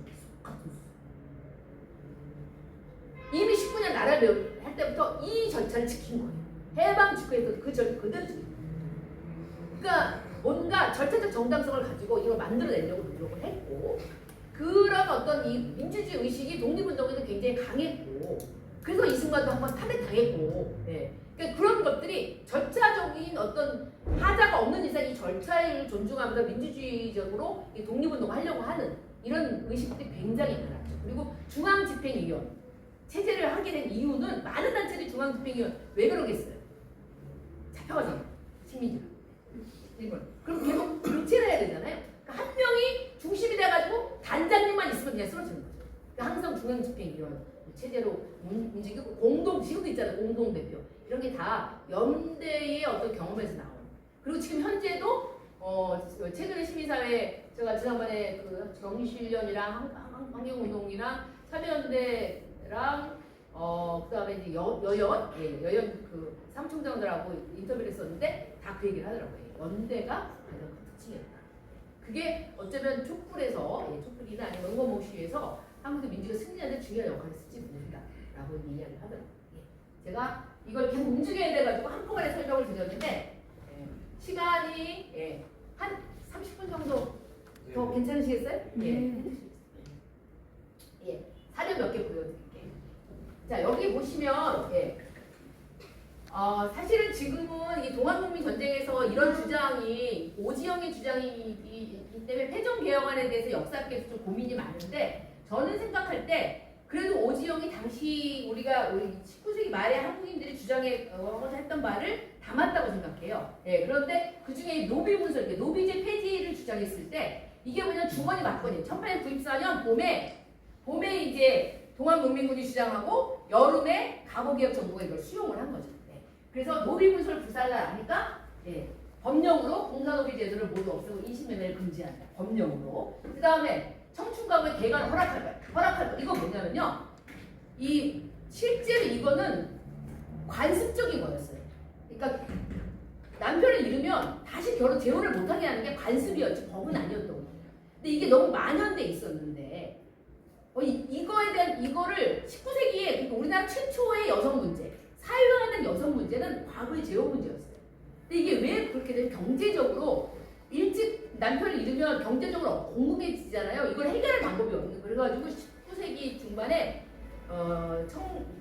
프랑스 신부가 오셔가지고 신부님이 왜 말이 그냥 재혼해? 계속 재혼을 강조하는 그런 글도 남아있거든요. 19세기 굉장히 중요한 문제를 있고 결국 그 문제를 갑오개혁 정부가 원래 간수법이었긴 했지만 과거의 재혼을 기철과 자유에 맡긴다라는 법령을 발표했고 그 다음에 이제 백정 신분해방을 얘기하고 주장했고 동학농민군이 그 다음에 이제 그 갑오개혁 정부가 천미에 있는 신분제를 완전히 해방시켰어요. 이게 뭐냐면 제가 무슨 얘기냐면 아래로부터의 주장을 위로부터의 갑오개혁 정부가 받아들이면서 1994년이 우리나라 역사에서 굉장히 중요한 근대로의 전환기였다라는 거죠. 근데 우리가 갑오개혁 정부를 친일파 정부라고 생각을 하고 그 사람들이 했었던 일에 대한 관심을 별로 갖지 않아서 그런데 엄청나게 많은 우리 전봉준이 1894년 12월에 잡혔는데 재판을 했어요. 왜? 갑오개혁 할 때 재판 제도가 생겼기 때문에. 그래서 최후진설이 남아있는 거죠. 그러니까 그런 어떤 변화들을 우리가 이렇게 민주주의적 관점을 보지 않았기 때문에 그냥 넘어갔던 것들이 많아요. 그 다음에 요거는 뭐 중요한 것만 할게요. 여기 보시면 그래서 아까 말씀드렸지만 갑신정변 일으켰던 김옥균 그 갑신정변 일으켰던 4명 사진 혹시 기억하시는 분 있어요? 머리 이렇게 단발하고 이렇게 손 이렇게 하고 양복 입고 있는 사진 있어요. 근데 그 사진을 보고 제가 다른 분들은 그냥 갑신정변세 내 주요 근데 전 딱 보자마자 엄청난 오렌지 줬다 이런 생각을 했어요. 왜냐면 그 중에 한 명 홍영복 죽었거든요. 갑신정변 때. 근데 이분은 단발하고 있잖아요. 우리가 단발이 1894년이에요. 근데 이 사람들 1884년에 뭘 다 깎고 있었던 거야. 얼마나 날라리예요, 나한테는. 1895년에 단발이 나왔을 때도 그게 처리될 만큼 저항이 컸는데 한국에서 가 쓰고 있었지, 이분들. 그래서 얼마나 갑신정변이 급진정인 줄 알 수 있는데 갑신정변 때 이미 여기 나와 있는 지조법, 조세법을 개정하자라는 걸 하다든지 한간우리 중에서 심한 자를 처벌한다든지 환곡을 영구 사실 우리나라가 19세기 망조라고 하는 건 뭐냐면 환곡은 원래 지금 복지제도예요. 근데 복지제도가 수탈제도가 된 거잖아. 나라 망한 거야 그냥. 그래서 그걸 면제하자. 모두 국가재정은 호조가 일관하자. 이 갑신정변 때 급진 개혁파가 발표한 이 혁신정강 안에 농민이 주장한 내용이 다 들어있어요. 근데 결국 좌절했죠. 그래서 뭔가 이렇게 급진 개혁파나 이런 사람들이 친일이냐 아니냐 이런 차원의 문제가 아니라 이런 차원에서 보면 농민의 의지를 반영한 사람이라고 생각을 하고 그 다음에 이제 정말 이 동학농민운동에 대해서는 그 영국의 지리학자였던 여성 비숍 같은 경우에도 정말 이 사람들은 동학군이 부패한 관료와 배반한 밀고자에 대항해 우발적으로 봉기한 농민이라고 말하지만 왕권의 확고한 충성을 고백한 그들의 선호를 볼 때 어딘가에 애국심에 몇 박이 있다. 그건 농민밖에 없는 거다. 그러니까 왕을 거부하진 않으니까. 왕을 거부하진 않고 동학농민군도 주장했던 건 뭐냐면 관리들이 좀 합의제에 의해서 운영되는 그러니까 왕권을 좀 약화시키고 합의제에 의해서 약간 의원내각제적인 요소를 생각하고 있어요. 왜? 우리가 전봉준 그러면 잡혀갈 때 째려보고 한번 입고 있는 이걸 생각해서 그런데 그렇다고 전봉준이 1880년대 나온 신분 한송승부에 막 의원 내각제 그 다음에 뭐 공화제 이런 거 나온 거 모르고 그냥 공자 맨날 학문 선생만 하다가 갑오농민 전쟁을 일으킨 것처럼 생각하면 안 돼요. 다 알고 있었어요. 서양의 민회, 의회 다 알고 있었어요. 그래서 그걸 실현하려고 선에 올리다가 그걸 못 오게 된 거죠. 우리가 이제 너무 이제 선입관을 갖고 있어가지고 그러니까 제가 그래서 여러분 기억하세요? 제가 그 민주주의 향한 책에 그런 얘기 썼죠. 나는 이 민주주의 관점에서 전봉주가 김옥균을 만나게 했다. 두 사람은 함께 한국의 민주주의 발전, 초기 발전을 위해서 노력한 사람이다. 라는 얘기를 제가 그 머리말에 썼는데 읽으신 지가 좀 됐나? 그 다음에 뭐 이거는 어떤 거냐면 독립신문이 성공을 했는데 엄청난 히트를 쳤죠. 막 동네에서 이거 다 읽어주고 막 양양 군수님이 나와가지고 읽어줬어요. 시장에서 군수가 나와서 읽어주고 이랬는데 엄청 히트를 쳤는데 이 히트 친 이유가 뭐냐면 이 그래 문명 개화한 풍속과 범죄의 나란에 서게 하려는 이 생각은 자기 몸만을 위하여 이런 생각하는 게 아니고 위로는 임금을 위하고 아래는 동포 형제를 사랑하고 셋째는 자기 집안과 형제와 처자 친척들을 위하여 나라가 이렇게 되기를 바라는 것인즉 이것이 충성의 효성의 우리다. 이게 무슨 얘기냐면 문명 개화라는 걸 하는 거는 뭐랑 똑같은 거냐면 충효의리랑 같다. 이거 무슨 얘기냐면요. 진짜 문명은 중요한 거야. 서양은 이것 때문에 잘 살게 됐어. 그러니까 우리 때문에 따라야 돼. 라고 하는 말을 하는 게 아니라 이게 진짜 중요하다는 말을 하려면 사람들이 마음속으로 중요하게 생각하는 가치만큼 중요하다고 생각해요. 당시에 많은 사람들, 백성들은 충효 우리가 정말 중요하다고 생각하는 사람들이잖아요. 그럼 문명을 거기에 비유해서 그것처럼 중요한 거라고 얘기해지. 이거를 그냥 문명, 서양 너무 잘 살잖아? 잘 사는 나라 따라가려면 우리도 그 사람을 따라가서 문명화해야 되지 않아? 라는 전략이 아니라 전통적인 가치로 새로운 가치의 중요성을 비교해주는 방식의 전략. 그러니까 전통적인 걸 충효를 부정하지 않으면서 동시에 이 근대적인 문명을 주장하는 이런 방식으로 많은 백성들을 한테 이 민주주의 의식을 심어주는 게 독립신문이라고 할 수 있습니다. 근데 전략이 중요해요. 그 다음에 아까 얘기한 그거죠. 독립협회, 우리나라 최초의 시민단체인데 독립협회에 대해서 고종이 야 너네 이거 왜 자꾸 나한테 뭐라고 해? 그만둬 해산해. 그러니까 독립협회가 이런 주장을 했습니다. 독립협회는 독립을 기초로 하고 충의를 목적으로 하여 공적으로 세워진 해다. 계모임 아니다. 이런 얘기를 한 거고요. 법을 물나게 하는 만드는 신하가 있으며 탄핵하고 성통, 아까 얘기했죠. 탄핵하고 성통하는 것이 인민의 권리이거늘 민권이 강해지면 군주권이 약해진다는 것은 무식한 주장에 불과하다. 오늘날 민의가 없으면 정치와 법률이 무너져 어떠한 재앙이 어떤 땅에서 일어날지도 알 수 없다. 이 얘기가 딱 나가고 상성을 올리고 독립신문에 실으니까 고종이 알았어. 이건 반박할 논리가 없는 거예요. 여기서 보시면 법을 물나게 만든 신하가 있으면 지금 좀 법을 물나게 만든 대통령이 있으면 탄핵하고 성통하는 것이 인민의 권리다. 자, 그 다음에 또 하나. 아까 얘기했죠. 만민공대 성공했다고 했죠. 비폭력 없이. 동학당이나 의병처럼 야만을 해가지고. 근데 당시에 우리가 그 역사학자들이 어떤 비난을 했었냐면 그 독립협회에 대해서 우리 그 친정이다 이렇게 막 주장했던 분들이 어떤 주장도 했었냐면 동학이 굉장히 의병이나 아니면 동학군이나 의병을 굉장히 무시했다는데 그 내용을 살펴보면 이게 뭐냐면 동학이나 의병에 대해서 독립협회의 입장은 이거였어요. 뜻은 옳으나 방법이 그르다. 그러니까 폭력 썼다는 거죠. 뜻은 옳다. 그걸 부정하지 않았다는 거예요. 그래서 동학이나 의병처럼 야만, 즉 폭력을 행사하지 않고 만민공동을 통해 러시아의 저정도 조차 요구를 철회시켜 나라를 사랑하고 백성을 사랑한다는 명예를 얻었고 나라는 자주하는 권리를 찾게 되어 생각할수록 기쁘고 다행이다. 그래서 그 뒤로부터 열심히 한 거죠. 만민공동회를 열심히 열었던 거죠. 첫 만민공동회가 승리였다. 우리나라 최초의 집회가. 그 다음에 사람들이 갖고 있던 권리의식이 어느 정도였냐면 지금도 독재시대에도 고문했는데 이때 어떤 주장하냐면 고문으로 받아낸 자백은 증거 아니다 라고 얘기해요. 풍설에 들으니 죄인들을 악형으로 치죠. 이건 뭐냐면요. 고종이 굉장히 사랑했던 러시아 통역관 김홍룡이라는 사람이 있었는데 고종이 사랑을 받고 막 승진했어요. 맨날 밑에서 이제 그 상소를 올려요. 쫓아내라고 위험한 사람을. 근데 고종이 또 약간 그런 사람이거든요. 그러니까 약간 달면 쓰고 그래서 그 유배를 보내버려요. 이거 김홍룡이 너무 화가 나가지고 고종의 그 먹는 커피에다가 아편을 넣으라고 요리사를 이제 배우 조종했어요.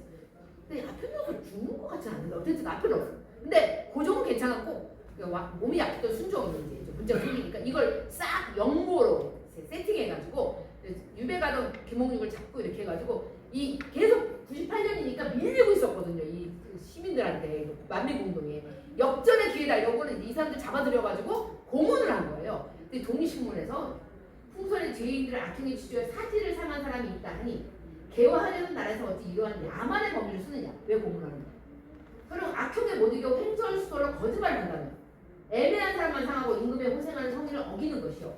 서로 진실을 말하더라도 자랑과 흉보를 못 이겨 하는 말을 개화한 사람은 믿지 않는 것이다. 이렇게. 근데 어떻게 되냐면 근데 또 하나의 풍설이 뭐였냐면 분명히 고종은 자기를 해하려고 했던 사람의 재판하지 않고 죽일 것이다 라고 생각한 거예요. 사람들이. 그러니까 고종 입장에서는 너 왜 황제를 죽이려고 했어? 이럴 때부터 이제 가오 안 쓴다고 생각하니까 실제 재판 없이 죽였어. 불법적으로. 그래서 시민들이 몰려가가지고 7대씩 물러나라고 해서 7대씩 물러난 거예요. 이 사건. 이런 일이 1998년에 있었죠.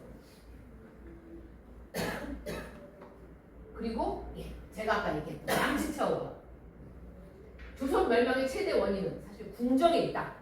전제 군주제를 했었던. 그러니까 도장 치고 나라가 망했는데 그 도장이 가짜네 진짜네 라고 열심히 주장하는 게 저의 지도교수 선생님이세요. 이태준 선생님이신데 제가 도장이 진짜 가짜가네 그때 입헌구제를 안 간 게 너무 억울하다. 저는 개인적으로 생각하는데 오늘날 세상의 입헌국에서는 군주는 정치적 시기가 없고 약정도 할 수 없다. 조약 체결도 못한다. 그러므로 어디고 어디지 못하면 한 나라의 전과 큰 관계가 없다. 왕이 어디고 어디. 전제 국가의 경우는 이와 다르다. 국가의 명운이 전부 군정에 달려있다. 결국 우리가 망한 이유는 너희가 전제 군주의 국가였기 때문이고 당시에 이게. 그러니까 시대의 흐름을 타고 나라가 변하지 않으면 지금 우리도 굉장히 엄청나게 큰 변화 속에 있잖아요. 네. 잘해야 된다. 네. 그 다음에 아까 얘기한 비폭력, 평화시위 이야기하고 이 사진 설명드리려고 이걸 올렸거든요. 이 사진은 우리나라에서 3.1운동이 일어났는데 거리에서 만세를 부르는 걸 증명한 유일한 사진이에요. 단 한 장의 사진. 근데 예전에 이거를 기생사진이라고 한 거예요.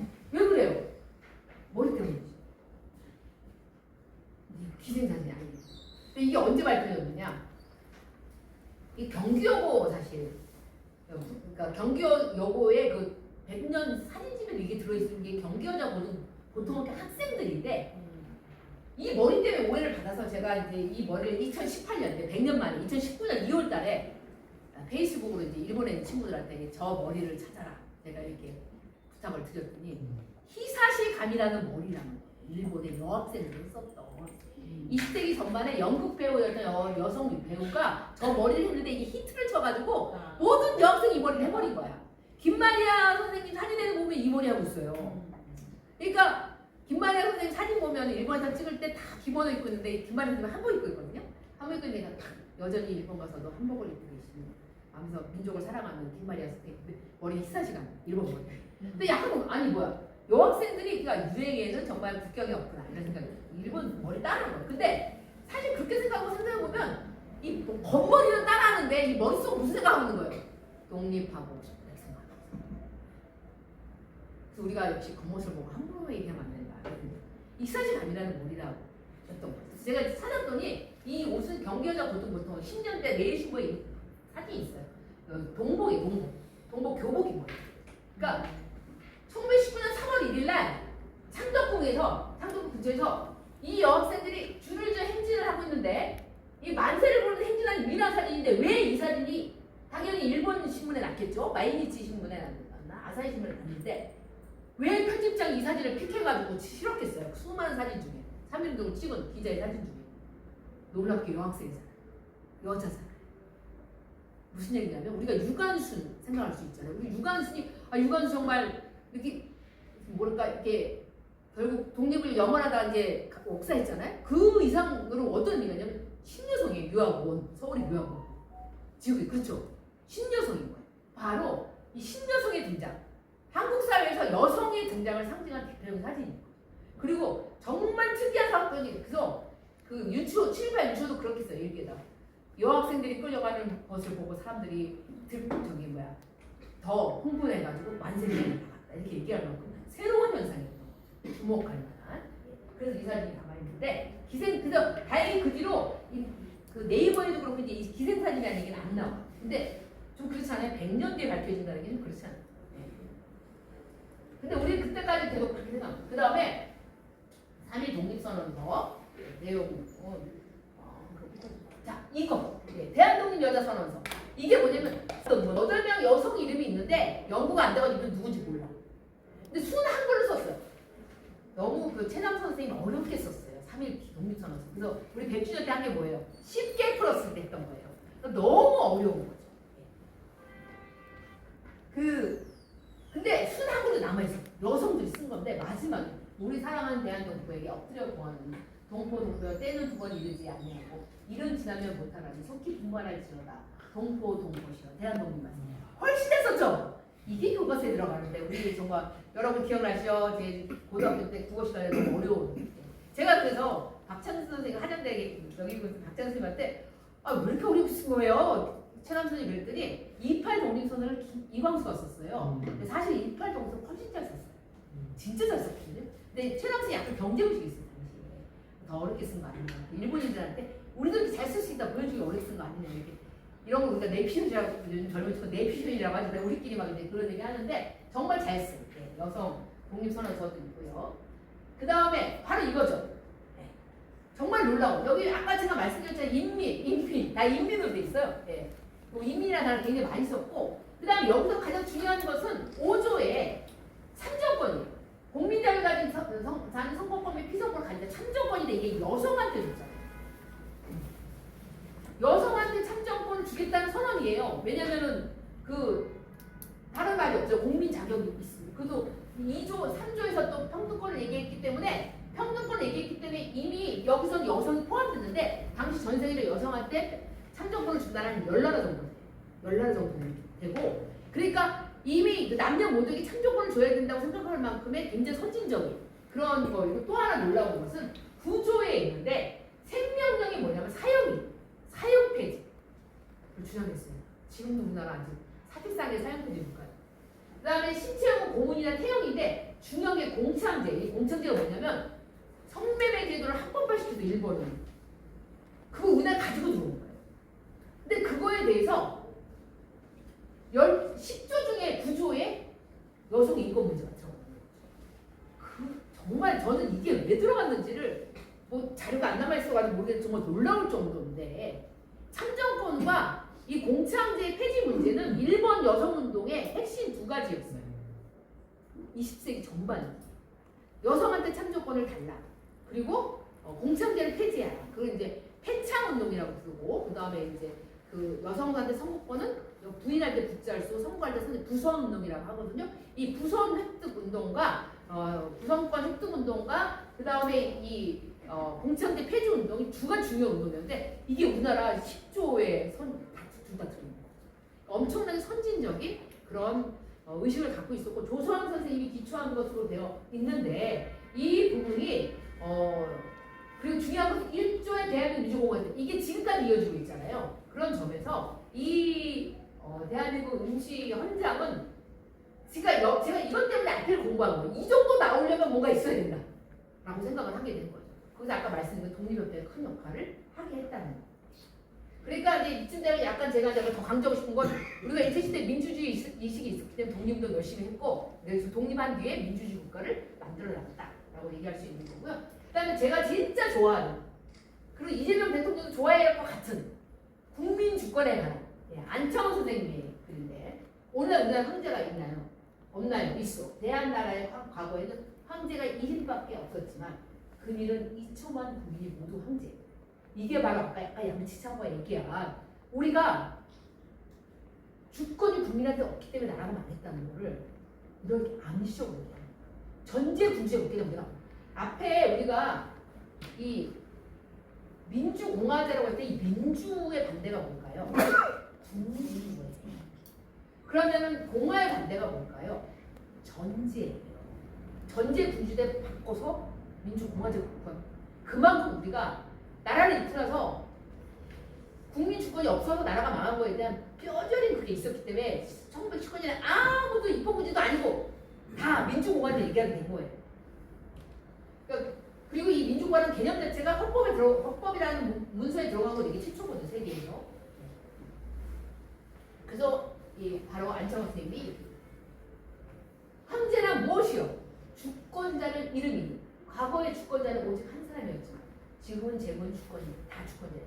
약간 라임도 있어서 제가 이거 내부로 만들어 보라고 제가 그냥 학생들 얘기하는데 이렇게 뚜렷한 국민 주권 의식을 이미 20년에 안창호 선생님이 얘기합니다. 아까 얘기했지만 전체 군주제국에서 우리가 망했다고 하는 것들에 대한 뼈저림이 있기 때문에 민주공화제를 우리가 말씀을 드릴 수 있고요. 예. 그 다음에 이 사료도 제가 이제 보여드리고 싶은 사료인데 왜 3.1운동을 했어? 라고 아까 민족참여 얘기했잖아요. 진짜 학생들은 이거 뼈저리거든요. 조선 사람에게는 자유가 없다. 또 일본 사람과 조선 사람의 대우의 차이가 있다. 또 일본 사람과 조선 사람이 갖고 있는 교육의 정도에 차별이 있다. 차별.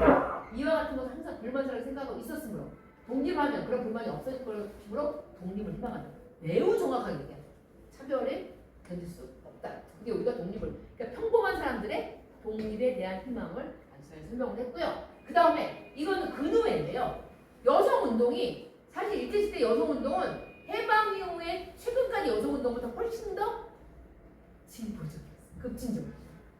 그래서 근후회가 그들 자꾸 신간의 자매단체라고 그래가지고 여성운동하는 친구들 정말 싫어해요. 무슨 자매단체예요? 그냥 독자적인 여성운동단체예요. 그걸 입증하는 논문들 많이 쓰고 있어요. 네. 근데 이 여기서 1929년에 주장한 내용을 보면 굉장히 선진적이에요.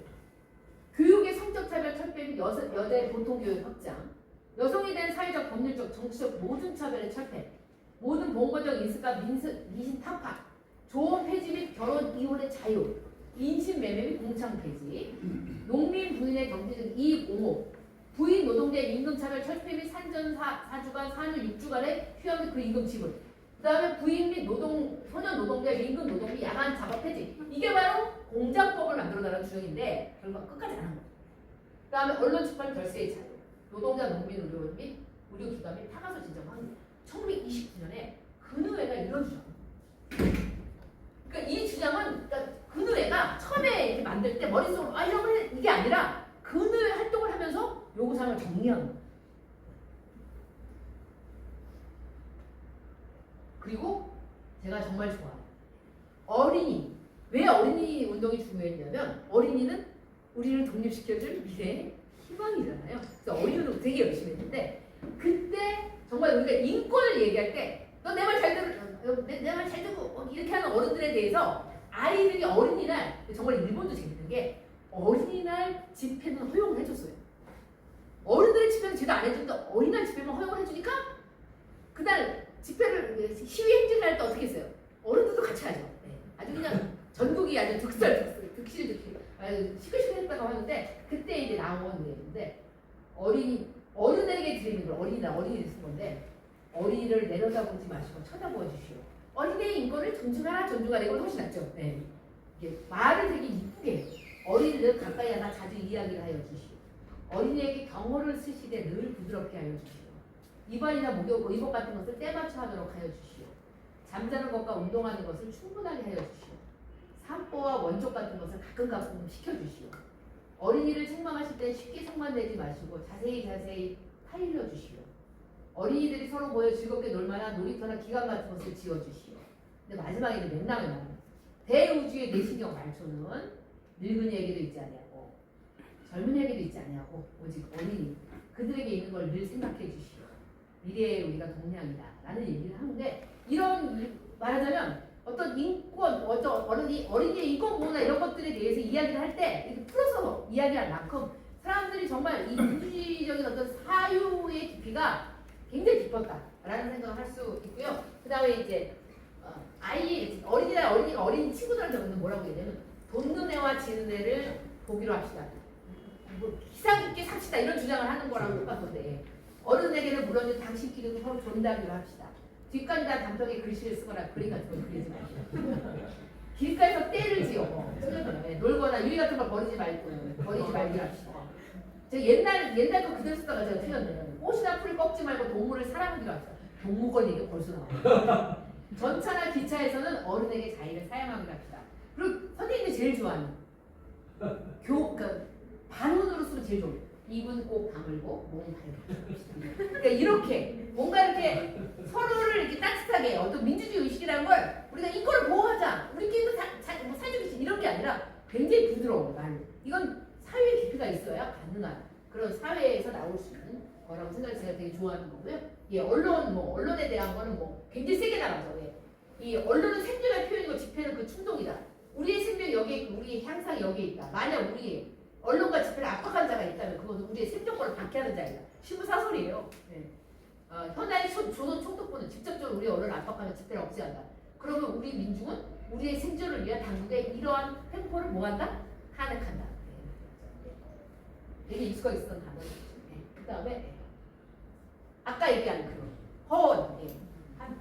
뭐라고 얘기했냐면 이 사건의 공소는 수리되지 않아야 한다고 생각한다. 이 사건은 지방법원에서 고등법원에까지 올라가서 고등법원의 예심 결정을 다시 지방법원에 이관하게 되는데 고등법원의 결정도 주면에 보면 경성지방법원의 본건에 관할 재판으로 지정함이라고 하고 있을 뿐이고 송치한다는 명문이 없다. 따라서 본건은 아직 고등법원에 계속 중인 거다. 그러므로 관할 지정을 받았으면 송치를 받지 못한 본안을 이 법정에서 심리하면 명백히 위법이고 따라서 이 재판은 공소를 수리하지 합의하지 않는 판결을 내는 것이 마땅하다. 진짜 판사가 내렸어요. 그 판사 그 뒤로 어떻게 살았겠어요? 1번 판사 많이 고생했어요. 자, 이게 제가 정말 김무성이 좋아하는 말. 우리는 이른바 폭행 테러라는 걸 결코 찬양하는 자가 아니고 혁명의 사선에서 헤매던 우리에게 이 길이 최소의 영향을 가지고 가장 위대한 효과를 거둘 수 있다는 확실한 인식에서 출발하게 되었다. 그러니까 우리가 하고 있는 것은 누군가 인명을 살상하는 그런 굉장히 그런 걸 찬양하는 건 결코 아니다라는 말을 남기셨다.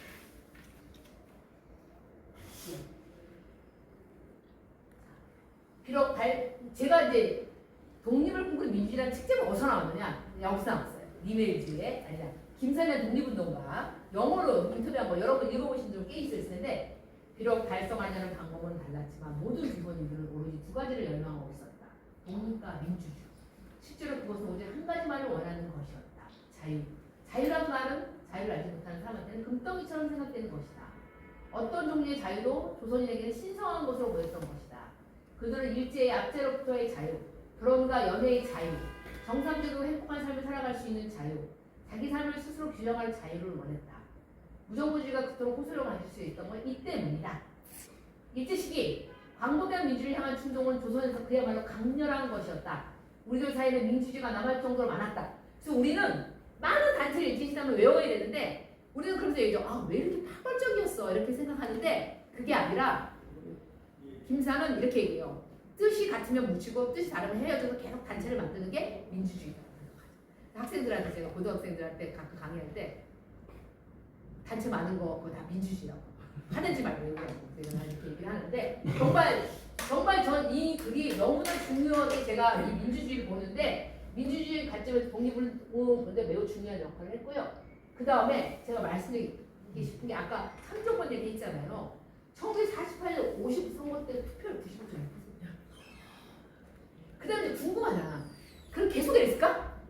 실제로 50년대 2대 국회의원 선거, 3대 국회의원 선거까지 90%. 그리고 우리가 알고 있는 4.15, 3.15 선거 때도 80%. 진짜 사람들이 해방이 되고 나서 진짜 하고 싶은 게 뭐예요?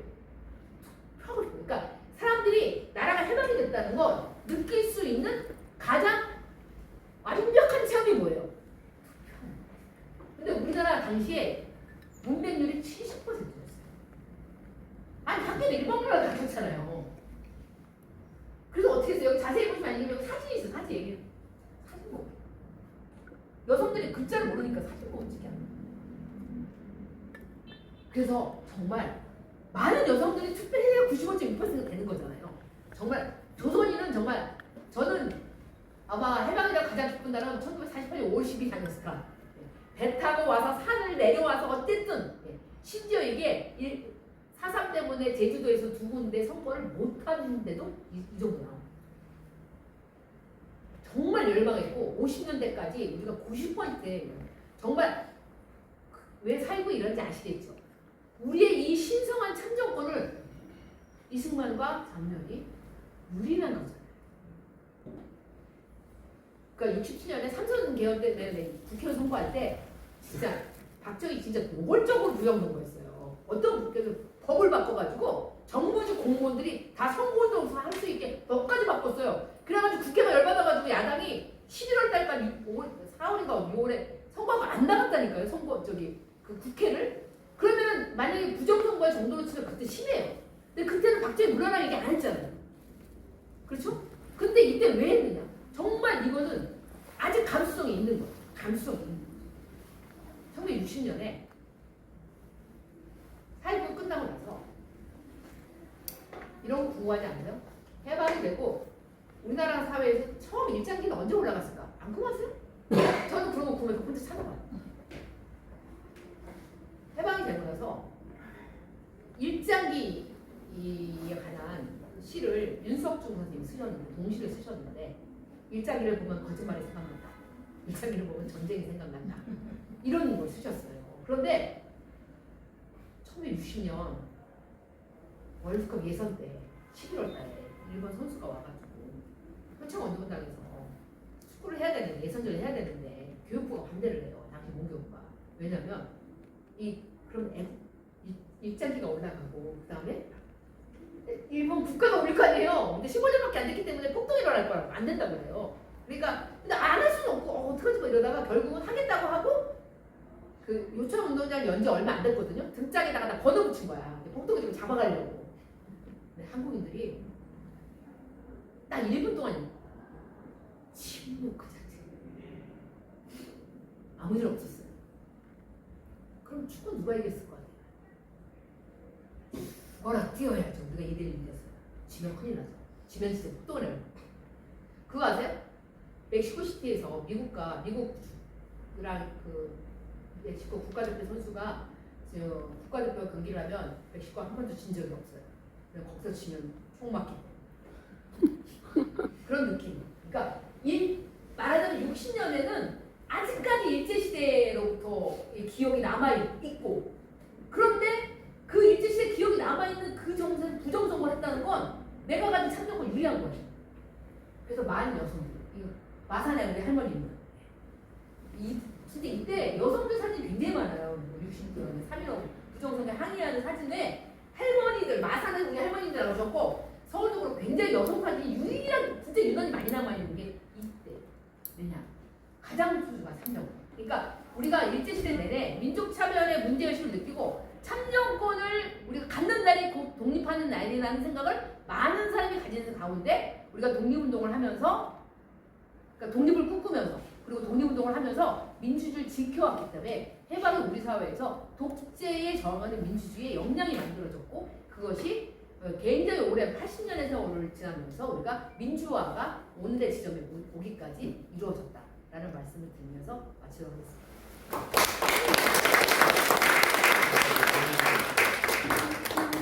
사실 뒤에 이 모델 민주주의 설명하려고 했는데 안 했던 것 같아요. 뭐 마이크가 오면 끝내 오진 않는 그래서 순서가 원래 민정인 교수님 양력 소개시켜드리고 해야 되는데 간단하게 소개를 시켜드릴게요.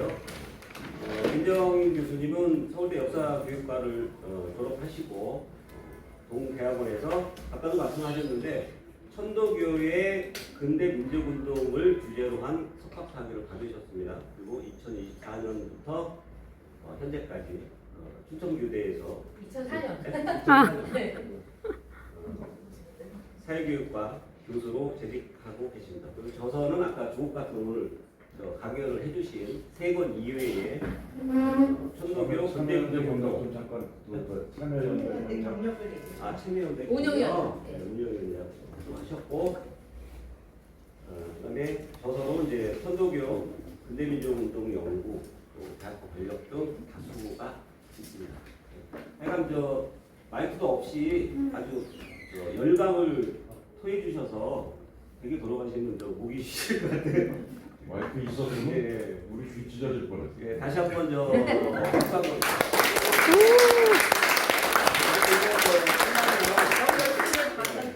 잠깐 그 질문 시간을 갖긴 하는데 좀 머리 좀 식히시라고 저희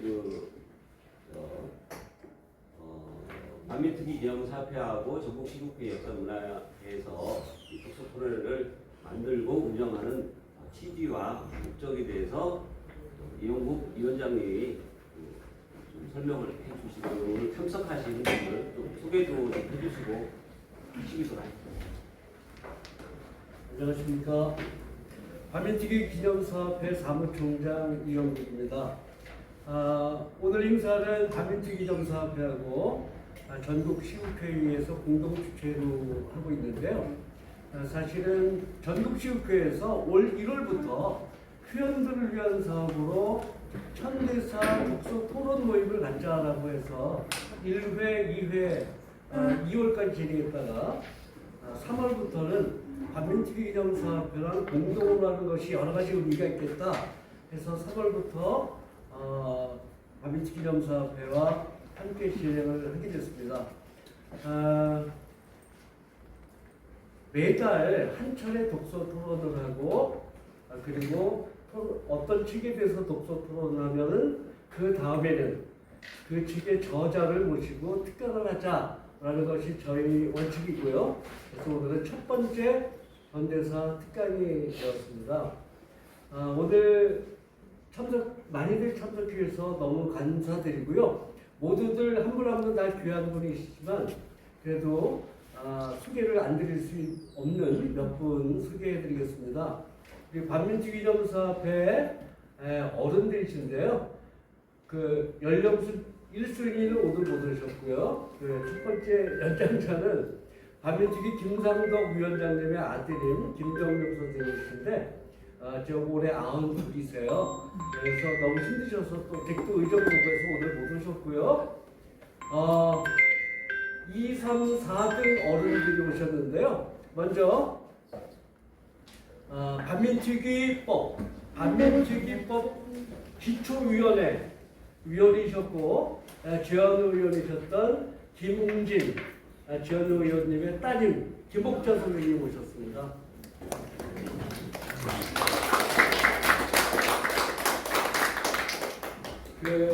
그러니까 당시 친일파들이 김웅진 의원을 반민특위에서 가장 악질적인 사람으로 묘사했더라고요. 그리고 국회 프락치 사건 희생자 13분의 국회의원이 계셨죠. 그 중에 강국중 재헌의원 따님 강금자 선생님 오셨습니다.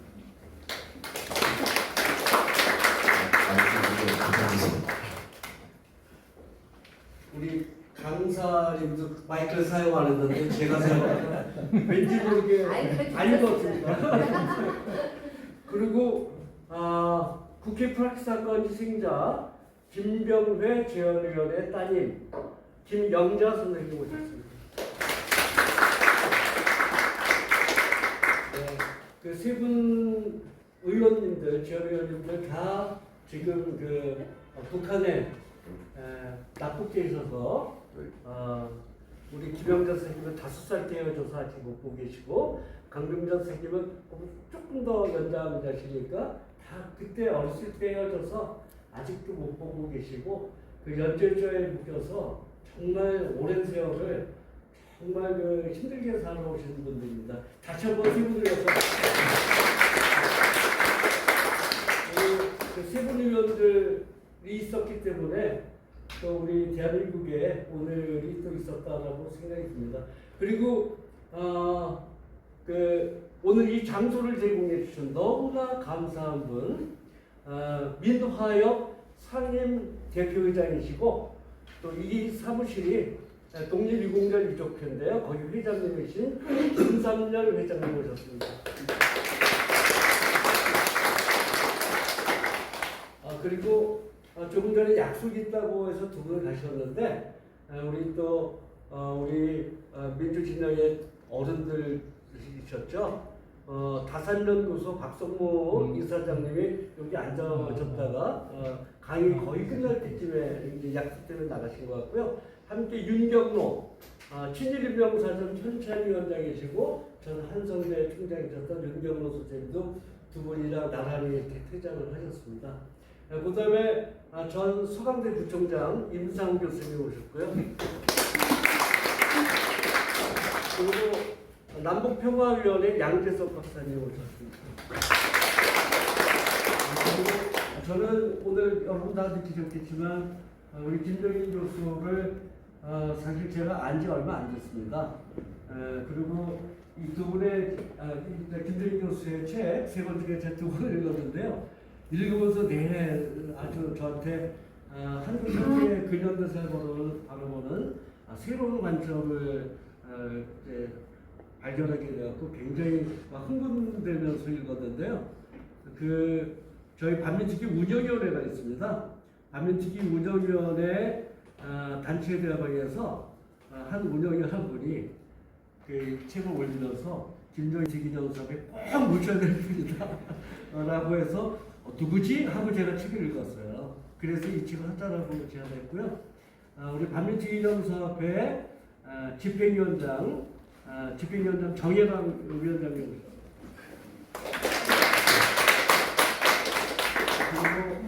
그리고 바로 반민특위 운영위원회에서 이 책을 소개해서 제가 큰 저한테 깨달음을 얻게 한 원인 제공자 반민특위 김서진 운영위원장이 오셨습니다.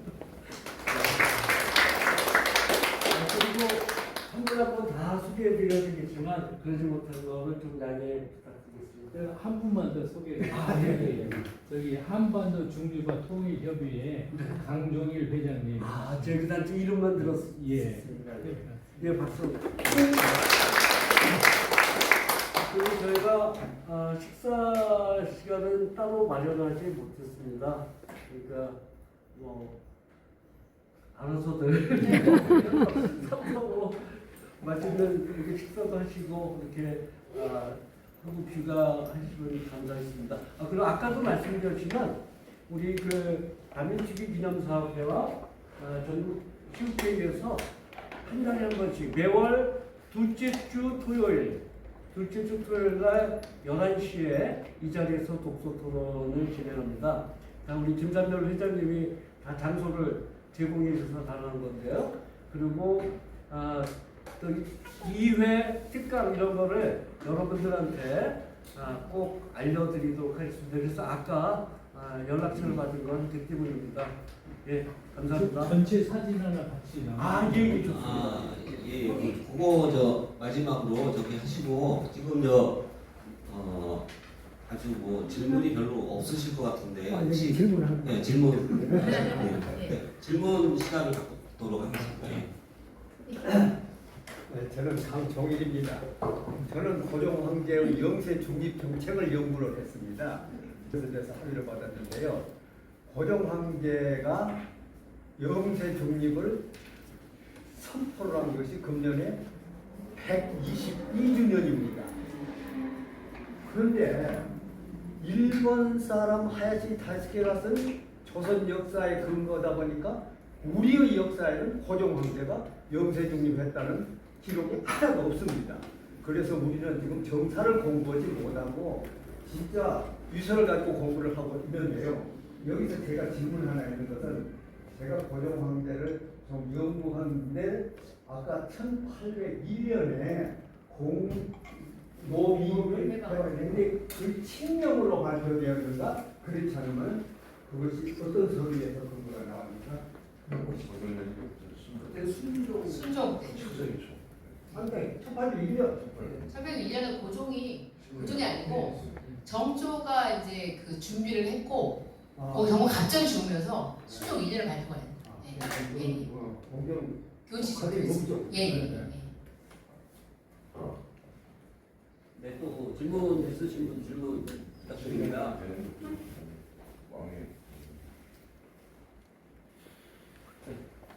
혹시 그 질문에 그좀 1, 3부로 되어 있잖아요. 3부의 내용도 질문에 가능합니다. 네, 괜찮아요. 저는 이제 남북관계 평화를 이렇게 쪽에 일을 하는 사람 입장에서 민주주의가 이제 서로 정의하기에 따라 다르겠지만 왜 민주주의가 그렇게 해방 후에 많은 데다 많은데 전쟁으로까지 갔는가? 그러니까 저는 민주주의 후퇴로 인해서 전쟁으로 가지 않는다라고 하는 가설이 있는데요. 그런데 민주정부가 들었을 때 남북관계 굉장히 엄청 완화됐잖아요. 그리고 좀 독재 정권이 있으면 남북 대결을 한다는 게 그래서 그 지점이 좀 의문이었어요. 뭐 물론 이제 북이라고 하는 체제가 또 남북이 또 서로 있었으니까 무슨 남한만을 한정해서 한다면 어쨌든 현대사에서 가장 비극은 한국대전이라고 보거든요. 그럼 이 민주주의가 제대로 됐으면 예를 들면 4.19 때를 보면은 평화운동이라든가 그런데 엄청 물론 통일 담론이 무시하면은 민주주의를 누릅니다. 그건 뭐 저는 그거 뭐 그렇게 느끼고 있는데 혹시 그 부분을 연구나 뭐 이렇게 말씀해 주시겠습니다. 저는 그러니까 말씀대로 이제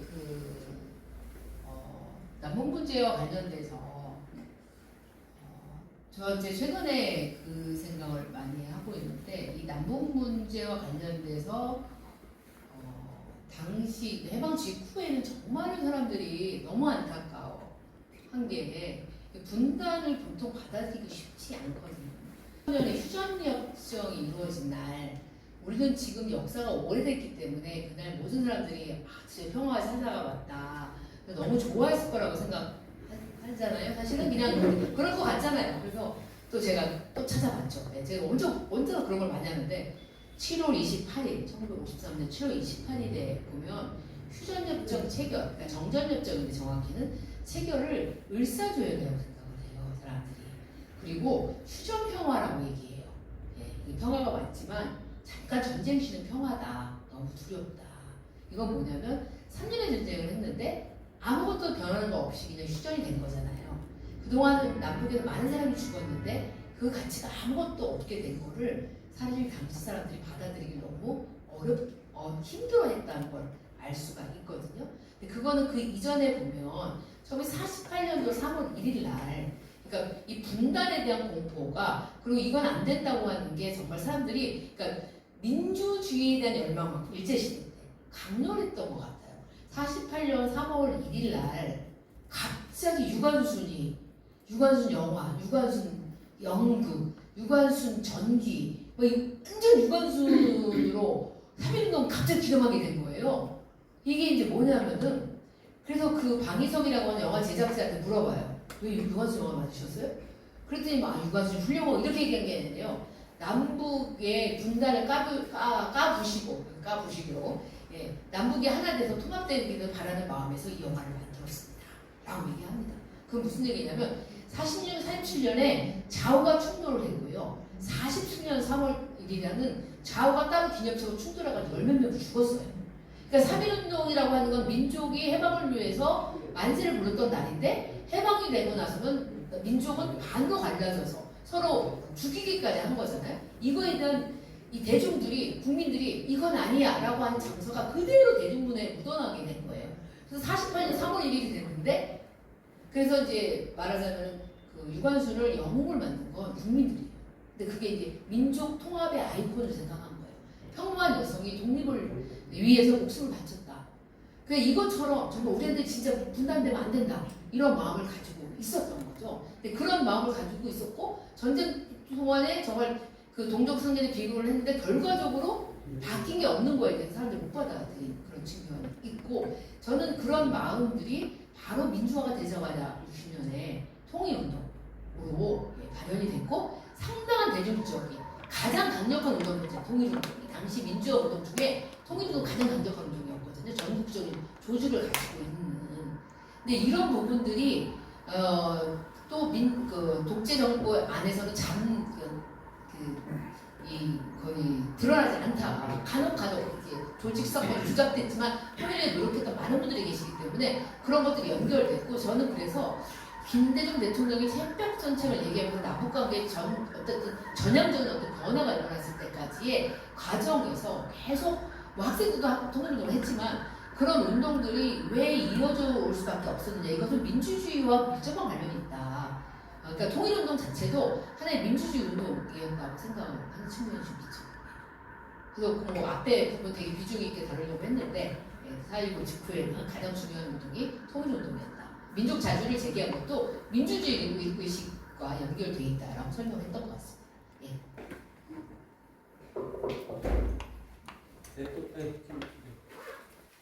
1948년 5월 90 선거 때 투표율이 95%로 민주적으로 이루어졌다 그랬는데 그 당시에는 분단을 받아들이지 못해서 남쪽의 단독 선거를 좀 반대하거나 그런 축이 되게 많았는데 그래서 많은 사람들이 투표를 거부하려고 그런 운동들도 많고 제주 4.3도 그래서 일어난 건데 그 95%를 민주적인 걸로 이렇게 보는 것이 좀 의아해서 물어봅니다. 그러니까 그거를 그 당시 기사에도 많아요. 그러니까 투표 때문에 혼란이 있고 막 그런데 이 선거의 투표를 높이기 위해서 그러니까 말하는 미군정이 올인을 했어. 그러니까는 이 엄청난 교육을 시켰고 비행기로 내가 했는데 비행기로 수백만 장을 정말 끊임없이 풀리면서 이 선거를 왜냐면 단독 선거를 하는 거기 때문에 투표를 높여야 되잖아요. 그래서 정말 온갖 방법을 다 동원해서 투표를 높이려고 했었고 그래서 제가 뒤를 본 거예요. 미군정이 떠난 뒤에 그리고 4.3이 없었던 시기에도 높았는을 보는데 높은 거예요. 그때도 90%. 그러니까 그거는 사람들이 예를 들어 그 분단이라는 건가 참정권이라고 그러니까 분단되면 안 되라는 게 48년에는 사실은 없어요. 뭐냐면 분단 그러니까 갈등하는 것 자체를 고민하는 거지. 아직까지 정부가 수립되고 이제 분단 정부가 들어서는 거에 대해서 사람들이 이야기가 거기에 대해서 안 된다고는 얘기하지만 참정권은 아까 얘기한 독립의 상징으로서 갖게 되는 그 의미를 사실 실천하는 측면이 있는 거죠. 근데 말씀하신 대로 온갖 그 전에 이제 그 투표와 관련돼서 여러 가지 것들이 정말 연구해 보면 정말 별의별 일이 다 있었는데도 불구하고 결과 그러니까 제가 의심을 할 수밖에 없어요. 이게 왜 이렇게 높은 거야? 근데 실제로 그 당시 나왔던 그 자료들 쭉 보면 신문에서도 계속 집계를 하고 이런 걸 보면 투표율 자체는 높다. 그게 주는 의미가 그러니까 앞에 일제 시기의 어떤 그런 참정권에 대한 민주주의 의식의 발현으로 볼 수밖에 없는 그런 상황. 그 위에 다른 설명하기 상당히 어려워서 사실 말씀드린 대로 분단에 대한 저항은 굉장히 높았거든요. 분단에 대한 우려가 너무 높았기 때문에. 그런데 결국 그 관건을 공언해서 투표율을 처음에는 올린 거 아니겠어요? 저는 관건을 올리기에는 90%는 너무 높은 것 같고 자발적인 측면이 없이는 실제로 어렵다. 이제 선생님 말씀하신 대로 군정이 밀려간 뒤에도 이제 그렇게 높았다는 거니까.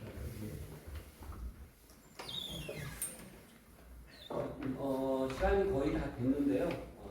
마지막 뭐 질문이든지 아니면 또 하시고 싶은 뭐 이야기 계시면. 네, 저는 오늘 좋은 강연을 해주신 우리 김정인 교수님께 일단 감사드리고요. 저는 교육계에 계시니까 제가 질문이 아니고 부탁의 말씀을 좀 드리고 싶습니다.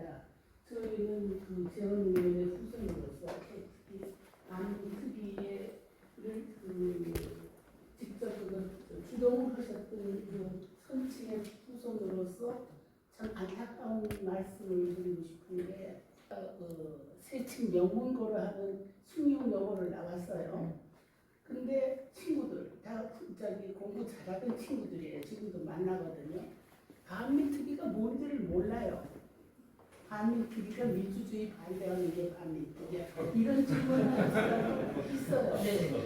너 내 친구로서 그렇게만 하면 안 돼. 근데 그거를 저는 후손의 입장에서 또 이러고 뭐 저희 아버지 자랑하나 이런 말을 들을까봐도 못했고, 일단 교육계에 계시는 분들 또 제도 또 우리가 또 독재국 정권에서 계속 이어지다 보니까 정말 교육의 부재라고 생각을 해요. 그래서 이제 교육계에 계시니까 교수님 좀 많은 교육을 통해서 이런 역사가 있었다고 반민특위가 위원회장으로 끝났잖아요. 성공을 못했잖아요. 친일파 하나도 처단을 못했어요. 거기에 대한 참 애석한 마음이랄까. 이거 교육의 문제가 참 중요하구나 하는 걸 시시각각으로 느낍니다. 예, 그 부분은 정말 선생님께서 학교 다닐 때는 네. 교과서에 없었어요. 그런 게. 네. 진짜 안 가르쳤거든요. 네. 특히 독재국성을 안 가르쳤잖아요. 지금 교과서에는 아주 자세하게 나옵니다. 그러니까 지금 교과서는 특히나 이제 과거 청산을 강조하면서 반민특위 문제라든지 이런 거를 아주 자세하게 잘 가르치고 있습니다. 그러니까 되게 여러분이 배울 때랑 지금은 민주화 사회가 되면서 그거 안 넣으면 검정 떨어집니다. 그러니까 검정이 심사를 하는데 떨어집니다. 왜냐면 친일파 청산을 아주 주의 깊게 가르치고 있으니까 지금의 젊은 친구들이 이런 문제에서 좀 알고 있는 부분들이 좀 상당히 있다고 생각합니다. 오히려 이제 예전에 너무 현대에서도 안 가르치고 막 이렇게 그 내용들 숨기고 이랬던 거에 대한 반성으로 지금은 좀 많이 가르치고 있다고 볼 수가 있죠. 비중이 커요. 아니 그런데 현재 실제적으로 제 막내 아들이 고등학교 교사인데 역사에 사학인들 여기서 너는 직접 가르치는데 어느 정도 가르치니까 그 선생님에 따라서 이 자율조작이가 어느 정도 가르칠 것인가가 선생 재량권에 있다는 말을 하더라고요. 맞습니다. 제가 좀 교과서를 보고 하는 겁니다. 교과서를 다 분석했는데 교과서에 다 들어가요. 8쪽인데 8쪽에 다 들어가요. 심지어 예전에 왜 그 뉴라이트비 만든 국정교과서 있잖아요. 네. 거기도 들어가 있습니다. 자, 그러면은 뭐 오늘 뭐 아니, 이 자리에서 2만 원은 죽어도 되겠다. 말씀 있으시면 없으신가요? 예, 제가 마지막으로 말씀드리겠습니다. 그러니까 저는 이제 시민사회에서 오랫동안 활동했기 때문에 또 많은 그 시민사회에 여러 가지 단체를 만들어서 자신들의 의견을 가지고 활동하고 실천하는 게 굉장히 의미가 있고, 제가 강의를 해보면 그런 분들이 정말 강의를 열심히 들어주십니다. 네, 그래서 저는 우리 사회에 이렇게 만든 게 마치 정치가 모든 것인 것처럼 보이지만 한국의 민주주의에서 시민운동에 갖는, 시민사회에 갖는 역할에 대해서 깊이 있게 연구해서 그걸 입증해내겠다는 목표를 갖고 있습니다. 그래서 오늘도 역시 여러분들이 제가 그렇게 생각했던 것들의 어떤 한 번 더 확신을 얻게 하는 그런 열의로 저희 강의를 들어주셔서 너무 감사합니다.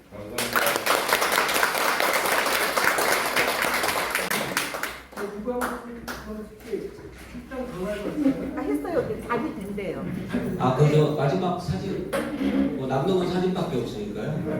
사진 저 앞으로 사진 촬영. 네.